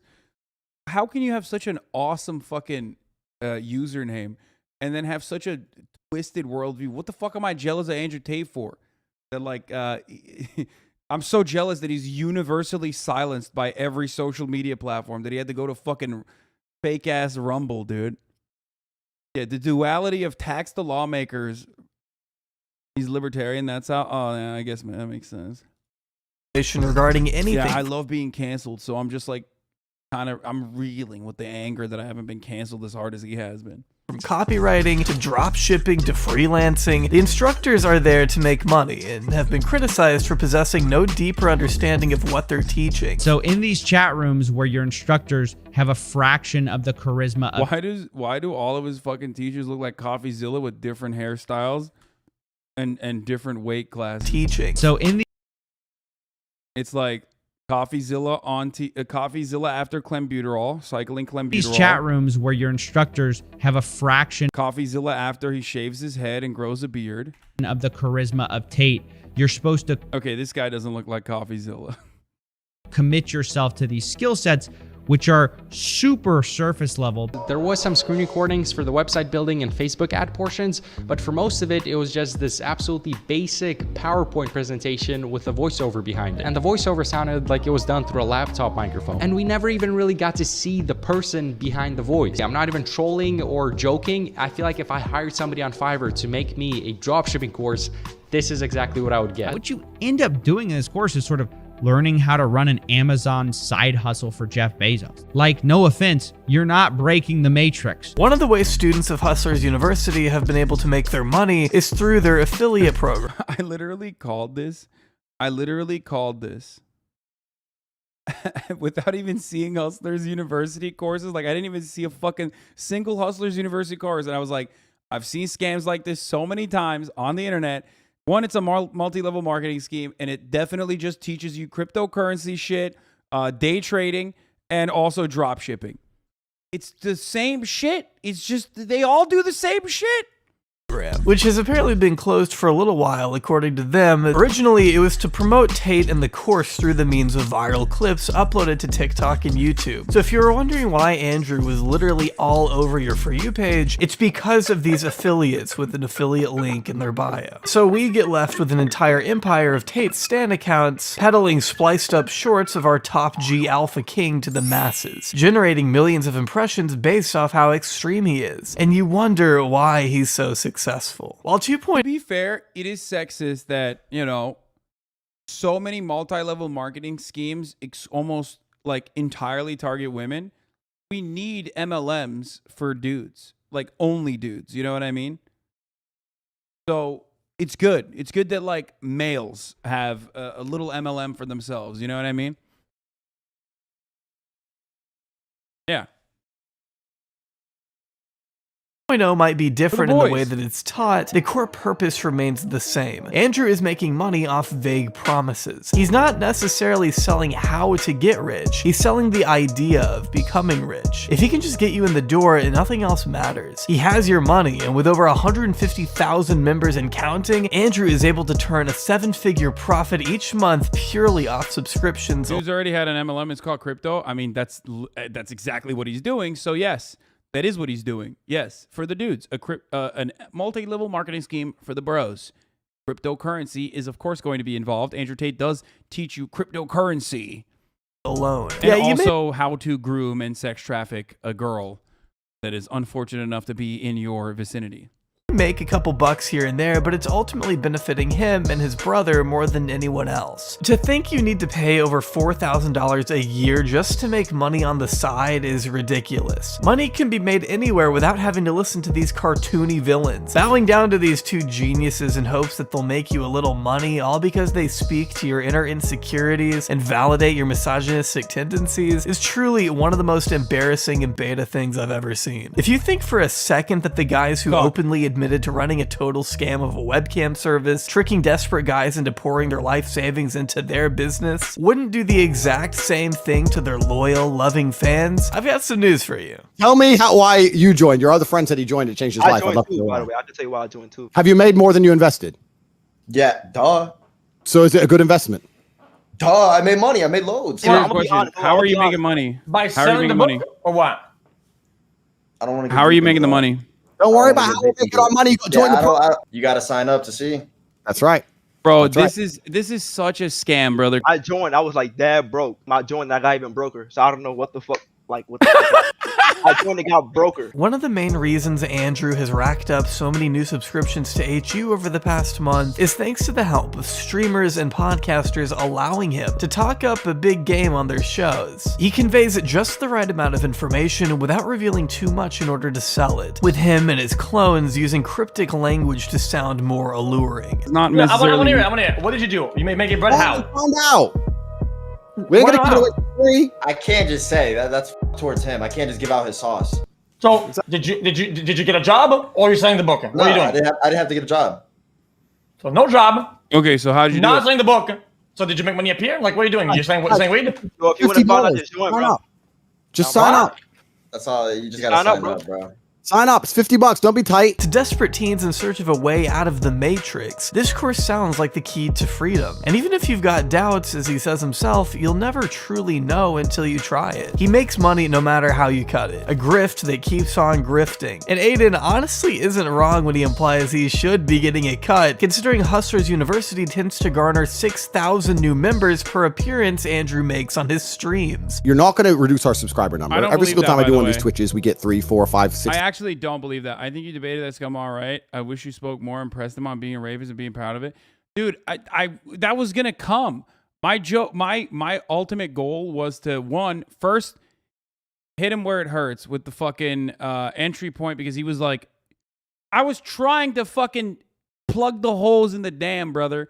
I saw what he was doing. I saw that he went on these like massively viral Twitch streams. I knew that he was doing it specifically to fucking pump his multi-level marketing scheme. So I was trying to hit it immediately. Like I was trying to plug the fucking holes of the dam. But then I plugged it too hard and then he imploded. Everybody started ripping him and then it was done. You know what I mean? Like it was fucking dumb. He got crit. It was done. He got crit damaged and it was over. Unfortunately, I served him a little too hard, and then now I can't even fucking debate him on the rape stuff.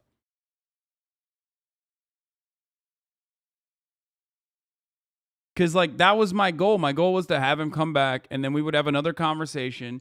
And in which case, I was going to exclusively talk about like the accusations, Romanian police, the concept of grooming, and like how he groomed women into working for him and how he openly stated it. Why did he delete the accusations, or rather admissions? Why did he delete his admission of like grooming women?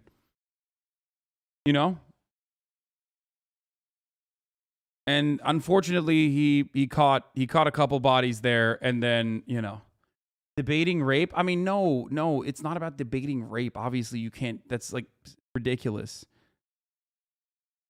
But you can expose someone for their rapist tendencies. You know what I mean?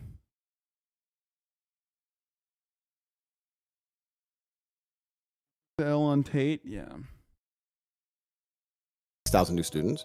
Everything's going fantastic for us. Yeah, We're because just so far, yeah, no, you admit it. You admit it. This is a good way to market your product. I'm marketing. Because people don't push back because Aiden is like I said, he's dick eating a little bit. Pretext. Bro, hey, you're not gonna talk to my homie like that. Watch your mouth. You're not dick riding. Appreciate you, gang. Appreciate you. It's worth noting that Andrew has since been banned from Twitch, so the way he sells this course in the future is gonna have to be a little different. But for the past little while, he's been advertising off the backs of anyone who so much as acknowledges him. So of course, the irony that I may be sending more subscriptions his way by making this video isn't lost on me. But it's an inevitability I've accepted, seeing as he'll continue to grift regardless of anything I have to say. It makes no difference, because we'll always have the Aiden Rosses of the world there to slob him off at any given chance. But nice chatting to you, young man. Don't go, bro. Andrew, please don't go. That was terrible. which is especially uncomfortable to watch when you consider the open criminal investigation.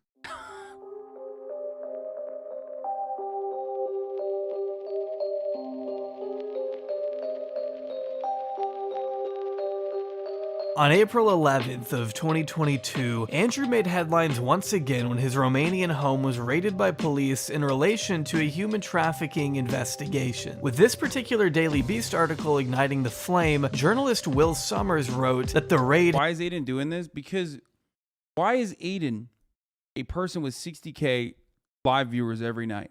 Why?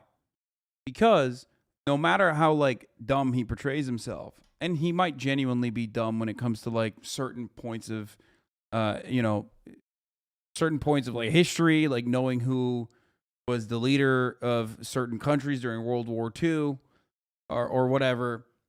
He knows content. He knows exactly how to fucking farm views. That's why he went live in the middle of like Andrew. That's why when Andrew Tate was banned off of TikTok, he immediately went live and was like, "Oh, come on the broadcast."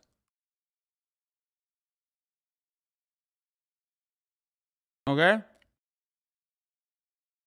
There's great content brand.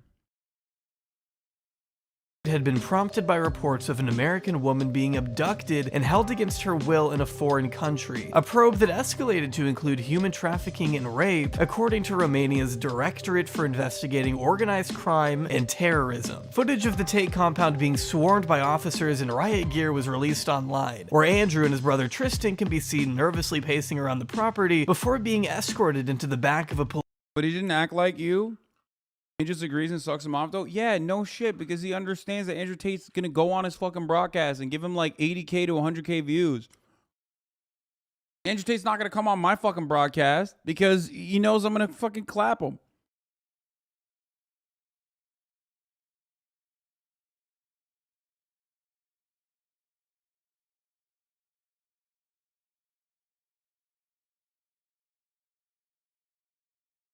Police van and driven away from their villa, not without confiscating computers, phones, and iPads. According to multiple Romanian news outlets, there appear to have been 2 women found at the property, a Romanian girl and the 21-year-old American who the police had originally set out to find. Tristan and Andrew, though, have claimed the exact opposite, that there were no women on the property and the whole investigation was based on a false report. No girls were found in my house and nobody was arrested. According to a Romanian newspaper, the 21-year-old American alleged she was approached by Tristan on Facebook, who after a short period was able to convince her that he was in love with her before she came out to Romania, leaving her boyfriend behind. A testimony. By the way, this is why like a lot of those other girls on TikTok posting their fucking DMs from Andrew Tate is like kind of funny, but also really, really nefarious and really scary at the same time too.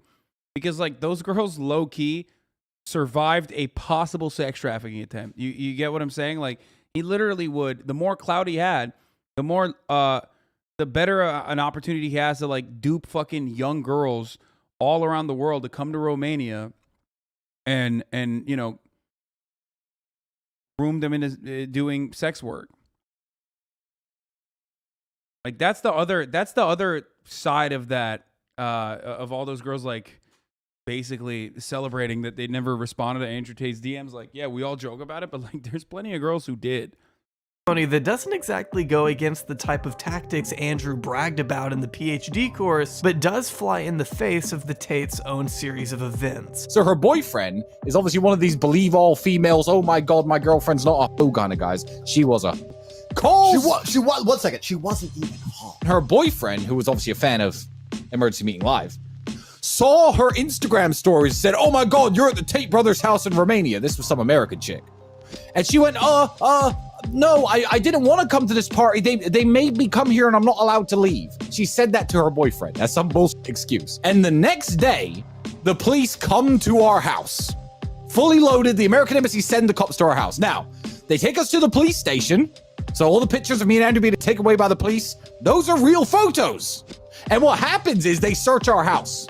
They find no drugs. They find no women. They find no people. They find nobody. If we were caught doing the things we're accused of, where the Once again, handcuffs. The girl can be seen in CCTV footage going outside to pick up a pizza shortly before the raid, which in the eyes of Andrew Tate fans absolves the brothers of any wrongdoing entirely. It's as if the mere fact that they aren't rotting away in a jail cell is enough evidence of their innocence for some people. But those people may be forgetting the many times Andrew has bragged about paying off Romanian police, claiming he has the money and influence to tell the police to fuck off. After all, it is 40% of the reason.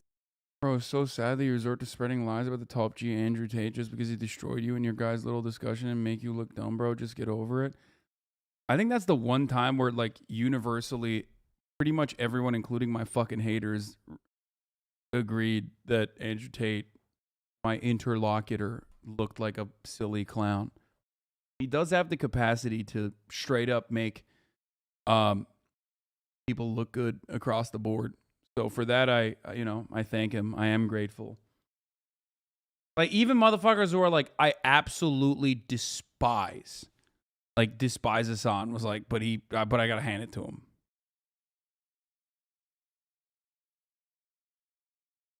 Like, he just rage quit. Well, you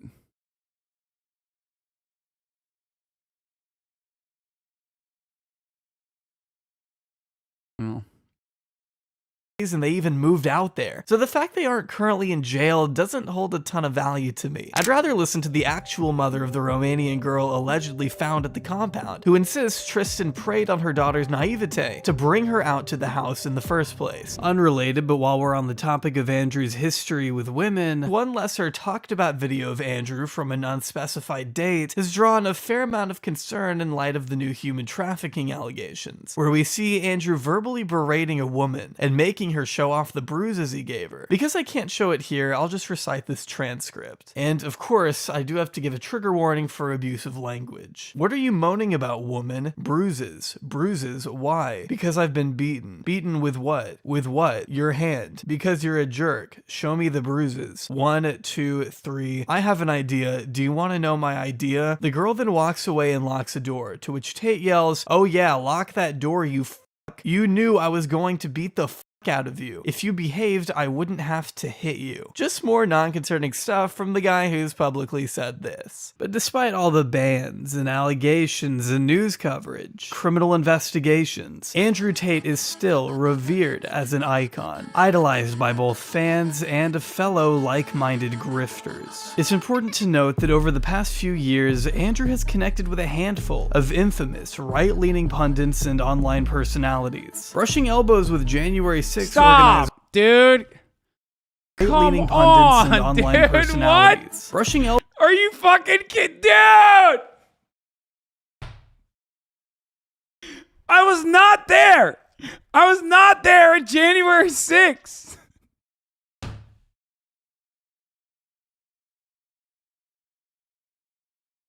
Oh my God. I was not there at January 6th. That was Hank. He looks a lot like me, okay? That's Hank Pecker. Oh, Jesus Christ, dude. It's every single streamer that has watched the debate gave us on the even the people I watch that don't like you, just confirming you're absolutely correct about that. Yeah. Elbows with January 6th organizer Ali Alexander and conservative pundit Jack Posobiec, a known conspiracy theorist with a track record of making unsubstantiated claims for the sake of pushing a radical agenda. Andrew has also seen praise from professional liar Mike Cernovich, a man so infamous for his misogyny and plethora of violent language against women, I can't even read some. To be fair, like, Mike Cernovich has also, just like Andrew Tate, talking about the merits of, like, violently sexually abusing your female partner. So some of these out loud. Another figure often brought up when discussing Andrew's political affiliations is Paul Joseph Watson. When he isn't vomiting out anti-immigration rhetoric to an army of neo-skinheads, Paul has been known to pal around with Andrew Tate on more than... Oh my God. Wasn't Mike Cernovich's fucking thing Gorilla Mindset? Oh my God, another mindset guy. He did POA shit as well, of course. Yeah. Gorilla Mindset. how to control your thoughts. All these motherfuckers, dude. Pitbull mindset, alpha dog mindset, gorilla mindset. Ooh. Than one occasion, with each segment they shoot together somehow being more unhinged than the last. Women are just... Oh, can I say it? Yeah, I can say it. Women are useless in most situations. They're useless. Bro, I know why this motherfucker shaved his head. I've never seen... I mean, dude, your hairline was going, brother. You did that classic thing where you, like, do the undercut because, like, you realize the sides are gone already. Didn't work, so he was just like, all right, fuck it. Like, I could grow hair. That's the funniest part. One of the funnier fucking moments in the Andrew Tate saga that was short-lived, unfortunately, was when he literally did the when he said, like, well, I could have long hair if I want to. I'm just shaving by choice. I'm bald by choice. Yeah, okay. Combat situations are useless in any kind of physical situation, but they want to walk around, take all my attention, expect me to buy them drinks and buy them dinner, and then not have sex with me and call me their friend. I don't see the benefit in any of it. Andrew has also been chastised for his ties with UK anti-Islam activist Stephen Yaxley Lennon, or Tommy Robinson, describing him as a solid guy with a good heart. According to a recent Guardian article, Andrew had the police I didn't read all that, and I'm not. Called on him in 2019 after showing up at the residence of Mike Stuchberry, a journalist who had previously spoken out against Andrew, an incident that came just days after Tommy Robinson did the same thing, a situation that reportedly caused Stuchberry's wife to suffer a panic attack and played a massive role in their decision to move out of the UK altogether. While Andrew may not posit himself exclusively as a political commentator, he's always left his beliefs out in the open. It's all a scam. Let me tell you something, man. When this corona thing was going on, Look like no, I'm like these mask wearers. Trump is a G. I want to emphasize the type of individuals he attracts and welcomes, because while railing against innocuous personalities like Danny Gonzalez or Ethan Klein, Andrew embraces the company of reactionary scam artists, even filling in as guest host of InfoWars whenever Alex Jones is away, presumably losing tens of millions in court. It's worrying to me in the sense how Andrew opens the door for young, impressionable teenage boys with a lack of direction in their lives to fall down this pipeline of harmful ideology. By coming across as some well-meaning motivational guru, Andrew earns a sense of credibility among unassuming viewers, those who may not be aware of his full story, opening the floodgates to a wave of more dangerous beliefs to be spread. He's like a Trojan horse of stupid takes. People say, well, don't have Tate as a male role model, there's better ones. Where are they? There are no other male role models. Because to inspire the youth of men, you need to be aspirational. They have to look at you and want to be like you. And there's no other male role models that have had the tenacity or the aggressiveness to have such a fantastic life as I have. Before he got banned, I decided to put my theory to the test, setting up a brand new TikTok account and seeing how long it took to go from Andrew Tate to alt-right adjacent content. And after about an hour and a half worth of scrolling, I went from a completely blank slate to my For You page being flooded with nothing but Andrew and Tristan. Coming across the occasional Ben Shapiro, Matt Walsh, Jordan Peterson video, everyone you would naturally expect from that crowd before finally landing on conspiracy videos, Alex Jones, and a speech from notoriously homophobic Florida Governor Ron DeSantis. All from damn, nothing dude, but that algo is so sexy to me. I'm not even kidding. Which, by the way, remember, is quite literally the same as the fucking YouTube alt-right rabbit hole. Everything is the same. Everything. We're just reliving the same existence over and over again under different packaging. Every hour passes and a 60-second ad break comes and goes. And I tell you, at the top of the hour, there's a 60-second ad break. And if you no longer want to see those fucking ads, all you need to do is subscribe for $5 or for free with a Twitch Prime. And I tell you, you can also avoid those ads if you get gifted a fucking sub. If you're lucky, that is. But Twitch Prime is free. Here's the 1 minute ad break now. Okay. No, but for real, though, this is identical to the YouTube fucking rabbit hole, dude. The YouTube right-wing rabbit hole that ultimately ended up with serving you reactionary videos that went from PewDiePie to, like, I don't know, some neckbeard alt-light guy or a T channel that's like right-wing focused, all the way to a essayist that is a neck-bearded fucking women-hating weirdo, all the way to other collaborative efforts made by that guy to a straight-up right-wing, ultimately like an actually openly right-wing commentator, all the way to a fucking Nazi. That's always how it works.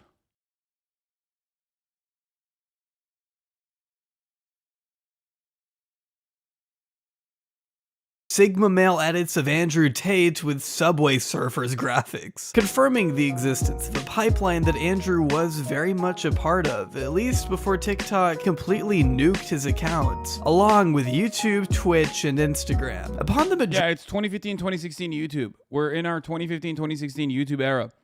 But at least we have, listen, at least we have like larger, more prominent voices in these spaces that never existed. You know what I mean?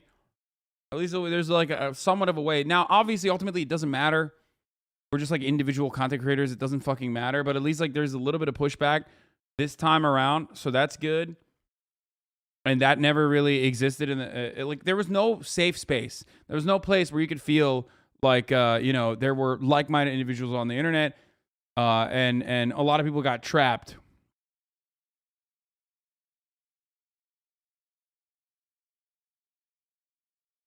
But yeah. What? Pastazan was so right.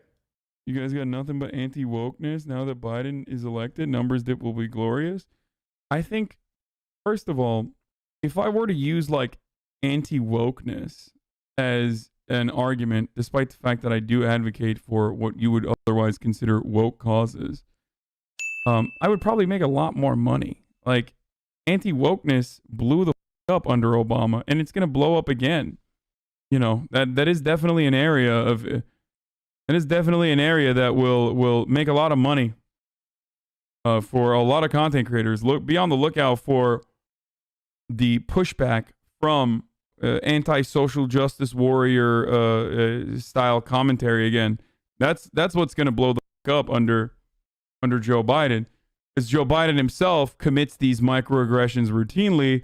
But then the largely neoliberal media will overlook that and will rarely ever say anything about that, but then apply these rigorous and high and insane standards to like every other person that they've declared outside of that neoliberal bubble.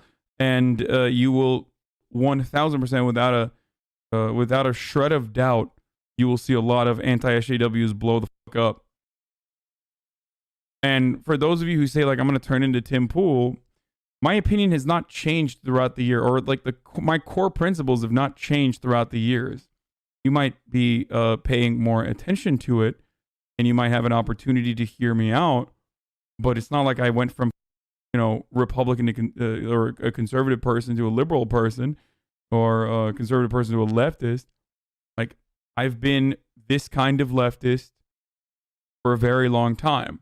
A lot longer than you have been interested in politics personally. And I've been this kind of person back when you were probably a Nazi on the internet. You know what I mean? So just because your current point of view is now you became less like Tim Pool, you got more hair and you rarely wear headwear. True. Like neoliberal or some shit like that, where you align with the Democratic Party, does not mean that like my position has adjusted. Woke idpol leftism blew up under Trump. What? Idpol leftism? No. The anti-SJW rhetoric, the anti-like SJW, anti-idpol rhetoric on the right grew originally under the Obama administration. It grew partially under the Obama administration because under I didn't sound different. I had a Go XLR back then, and now I have a Rodecaster. The Obama administration, people recognized like, oh, fuck, we have literally no power. We have no power in the political arena. Obama's not going to do shit. But we do have one area of power where we can kind of make material changes, like minor changes. What area is that? Oh, that area is culture. So people started organizing their activism, or whatever they perceive to be activism, around changing fucking movies and yelling about TV shows and whatnot. That started blowing the fuck up under Obama. We stopped focusing on like anti-imperialist protests. We stopped focusing on like banking regulation and advocacy in that realm. And the neoliberal agenda on the political realm took root. Everyone started focusing on these like minor, these like representative politics that represented the end all be all of politics, and that's pretty much it. So there were a bunch of reactionaries that used that to shit on the left in its entirety. And we're going to get back to that now. Yeah. The only space that the left, and I mean like the left, the capital L left, so it even includes like liberals and Democrats, right? Like the left side of the political spectrum, the only area of power that they had was in the realm of art and culture. So they hyper focused on the area that they could clean up as best as they could. So that's what they do. And that's what they're going to go back to. And there's going to be a lot of need and a lot of interest for a reaction to that. And that's where anti-SJW YouTubers come back into the fray, so they can make it seem as though, seem like, the random like Tumblr kiddies, and those people are going to pay attention to others that have similar points of view that they do, and find themselves in the throes of sharks who then feed them reactionary politics. This is exactly what happened with all of these centrist people that became alt-right. There are a lot of you in here. There are a lot of you in here right now. Like, that used to be that way. Why are you focusing on this irrelevant bullshit? I mean, it's irrelevant. Once again, chat. Literally coming in and being like, this is irrelevant bullshit. Why are you focusing on it? Well, guess what? So we could watch it fucking a year later, okay? That's why. And by the way, I don't even think this is from December 19th, 2021, because at that point, I believe I'd already moved into the new house. So this is probably, this is literally an older video that was, this react happened in May 2021. So it's been more than a year. No, it says May 2021. The yellow number is a heartbeat monitor. This guy's really gorgeous, amazing features, and love the new haircut. Unsurprisingly, he was right there. Astounding how 30 years later, people still care about wokeness. I think the big thing about class being a part of social justice, many of the systems of control employed by control minorities are heavily class-based. Relevant. It's irrelevant right now because... Oh, wait, the tweet says December 2020. Are we sure this is from 2021? It could be from 2020. No, December 2020 would be... No. December 2020 would be like... I would have been fucking... The tweet is from then, but... Right now, we're still... U.S. Congress passed. Alex Padilla, Gavin Newsom pick.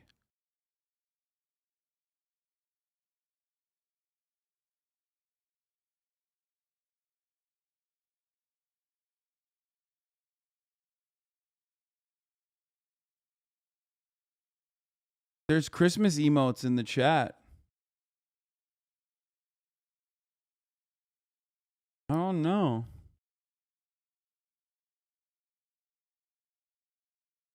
December 2020, the chat and the vid is Xmas. Still in the lame emotes. duck Yeah, session. look. Chat has Christmas emotes in the chat.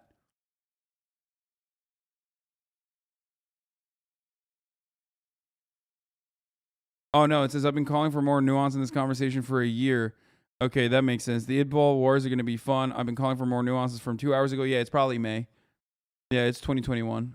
It's tweet says 2 hours ago, but the original tweet says December 2020. No, the original tweet she posted was in December 2020, and then she replied to it probably back in May. It's no longer going to be irrelevant when that's all you fucking talk about in the next 4 years. I'm just telling you what's going to happen.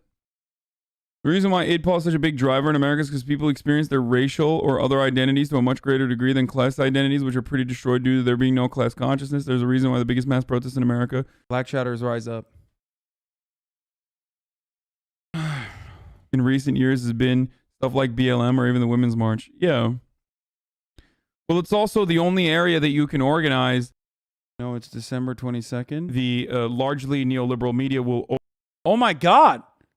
It is from December. Oh my God. You're wrong. You said this was from May 2021. Daily Dose, you're wrong. It is from December. God damn, Weeby. Okay. Malleable goals of neolibs and anti-SJWs from 2 years ago.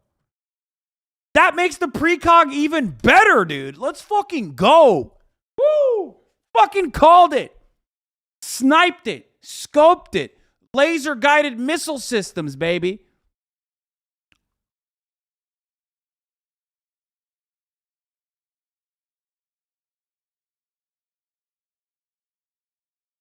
Goddamn! Goddamn! Maybe that's why motherfuckers are like, they lose their shit if they're like, oh, your takes on Ukraine were bad. Your political commentary is not astute. That's why, because they're like sick and tired of me being so fucking right all the time, dude. That's consistency. Yeah, I mean, I had this, I had this take even well before Biden won too. Obviously, like, some are way easier locks, others are not. Y'all should debate. He would destroy you. Hassan, please predict when I will get a girlfriend, please. June 28th, 2023. It is written. Remember it.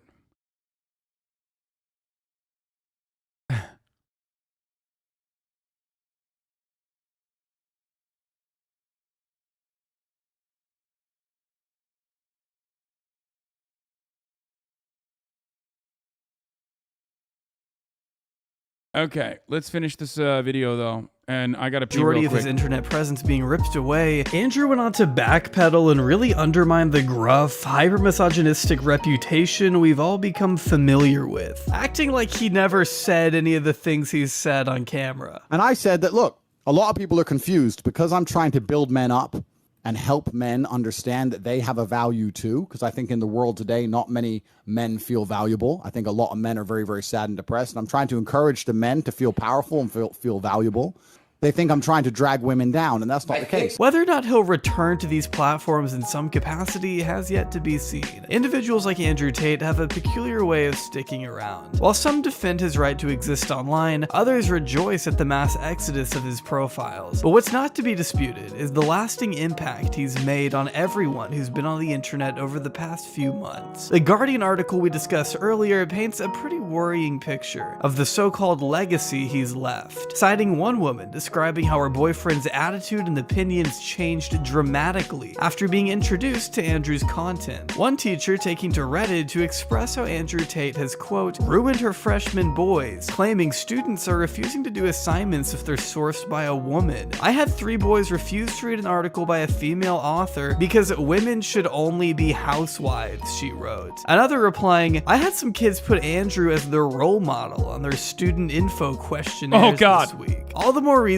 why he deserves to be jail those children, analyzed and critiqued to the fullest, as his words serve as nothing more than reactionary drivel for desperate and lonely individuals to latch onto. He speaks to the internal. I want to know what the woman version of this is.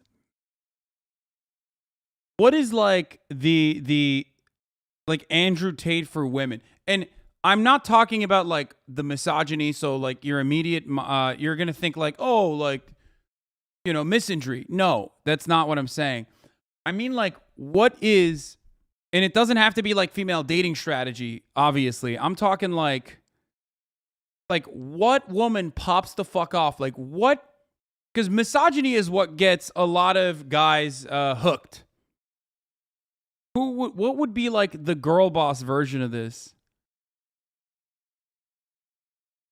That just like, it doesn't make sense, but they just like fucking skyrocket into success by promoting like a weird thing. Trisha Paytas, maybe? I mean, I don't know. I don't think so. Gwyneth Paltrow. Many of us in chat are wondering why you removed the pulse monitor. I think you should address that for transparency's sake. Yeah.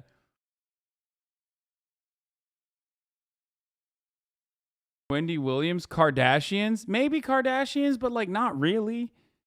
Not really. Kardashians were like a media machine.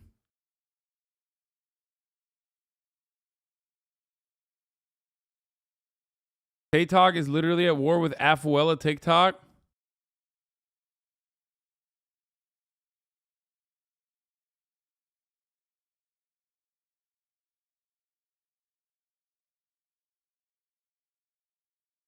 Call her daddy? I don't know.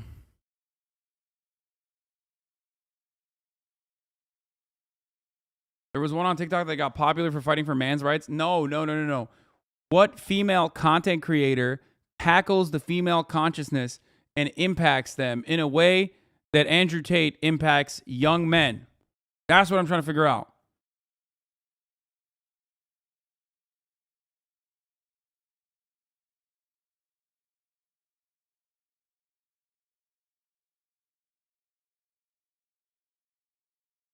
Gotta be like maybe like a female makeup YouTuber, maybe. I don't fucking know.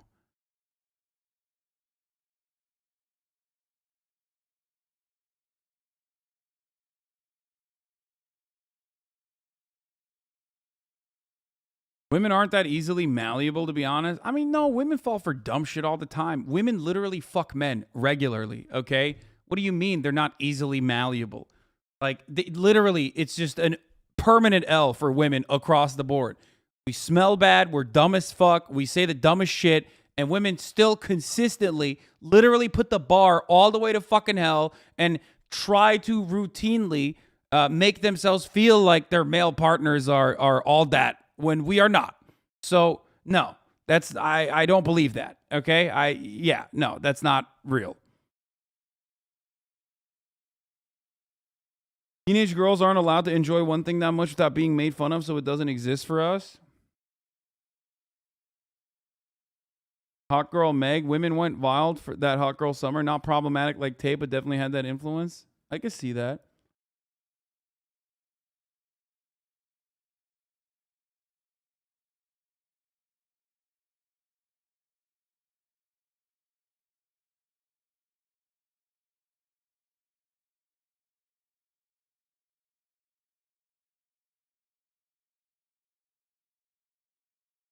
The fact that you have to think about it this hard says a lot about how much less psychotic women are in certain ways. The threat of violence is integral to Tate's persona, and if you aren't going to find a female equivalent, well, it doesn't have to be about PUA stuff or patriarchy, obviously. That's what I was going to say. But also I was thinking about it, and like it kind of proves that we're just really a male-dominant community. Let's be real. That's the other reason why we can't even fucking come across like one individual content creator that's like, that has had like staying power that is similar to that rhetoric you just spit is exactly why insecure men fly to Tate. What do you mean? What I said about us men, us guys being kind of like fucking shitty all the time, but women still are like, lowering the bar and getting duped by us dumbasses. No, I mean, I don't think that that's... Early Call Her Daddy was just teaching toxic ass things to teenage girls, but it wasn't like as poppin'.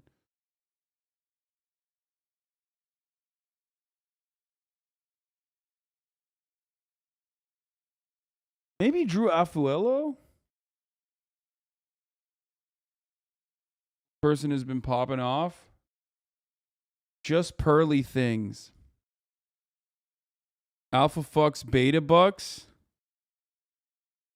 This person should men be entitled to financial abortions? Just pearly things. This person's been absolutely popping off. 24K subs in April. Now it's 310K.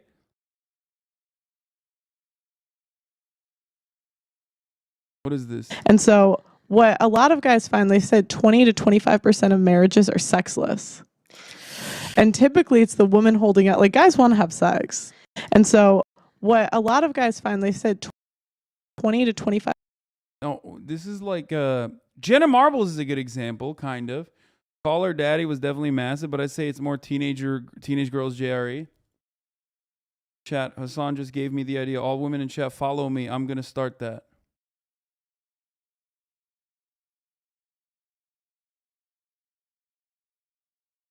It's Caroline Calloway. No, because Caroline Calloway is not that poppin'. Caroline Calloway is like very insulated. You know what I mean? We're talking Andrew Tate literally hit like Andrew Tate basically fucking hit mainstream permanence without ever being on mainstream.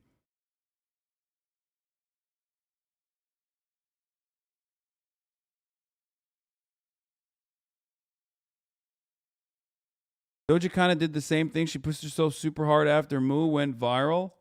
Yeah, but I guess she was like, birth control must be banned. Opinion, the only way to do that is to get rid of birth control. I don't think it'll ever go back unless that's an gone. interesting point. Because that's when you see everything switch. If you look at the divorce rate graph, like as soon as divorce spiked, at the same time, that was when more women were getting on birth control.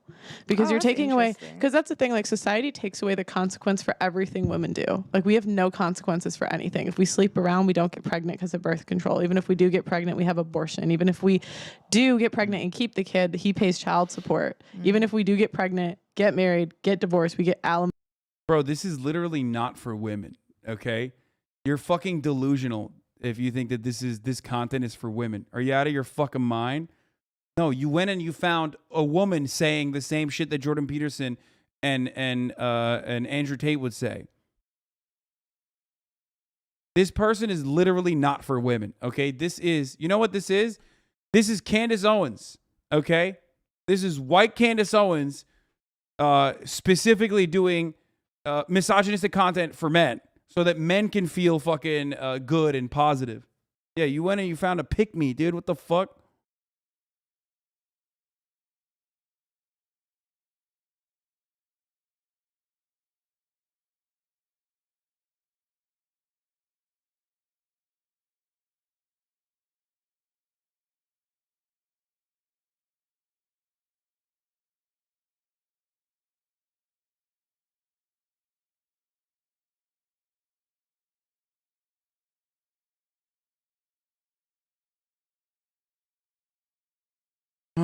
Anyway, do you believe that there aren't women that agree with her? Are you crazy? No, but this content isn't specifically for women, weirdo. That's what I'm saying. Of course there are plenty of fucking misogynistic women, dude. What are you talking about? They're all in here right now. What do you mean? No, I meant like no, I'm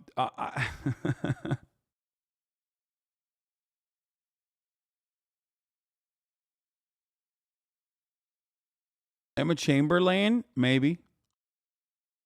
Okay, let's fucking wrap this up. I haven't finished this goddamn video. It was a really good video, by the way. Biases and insecurities of an entire generation, and thrives off attention both negative or otherwise, which means he isn't really going anywhere anytime soon.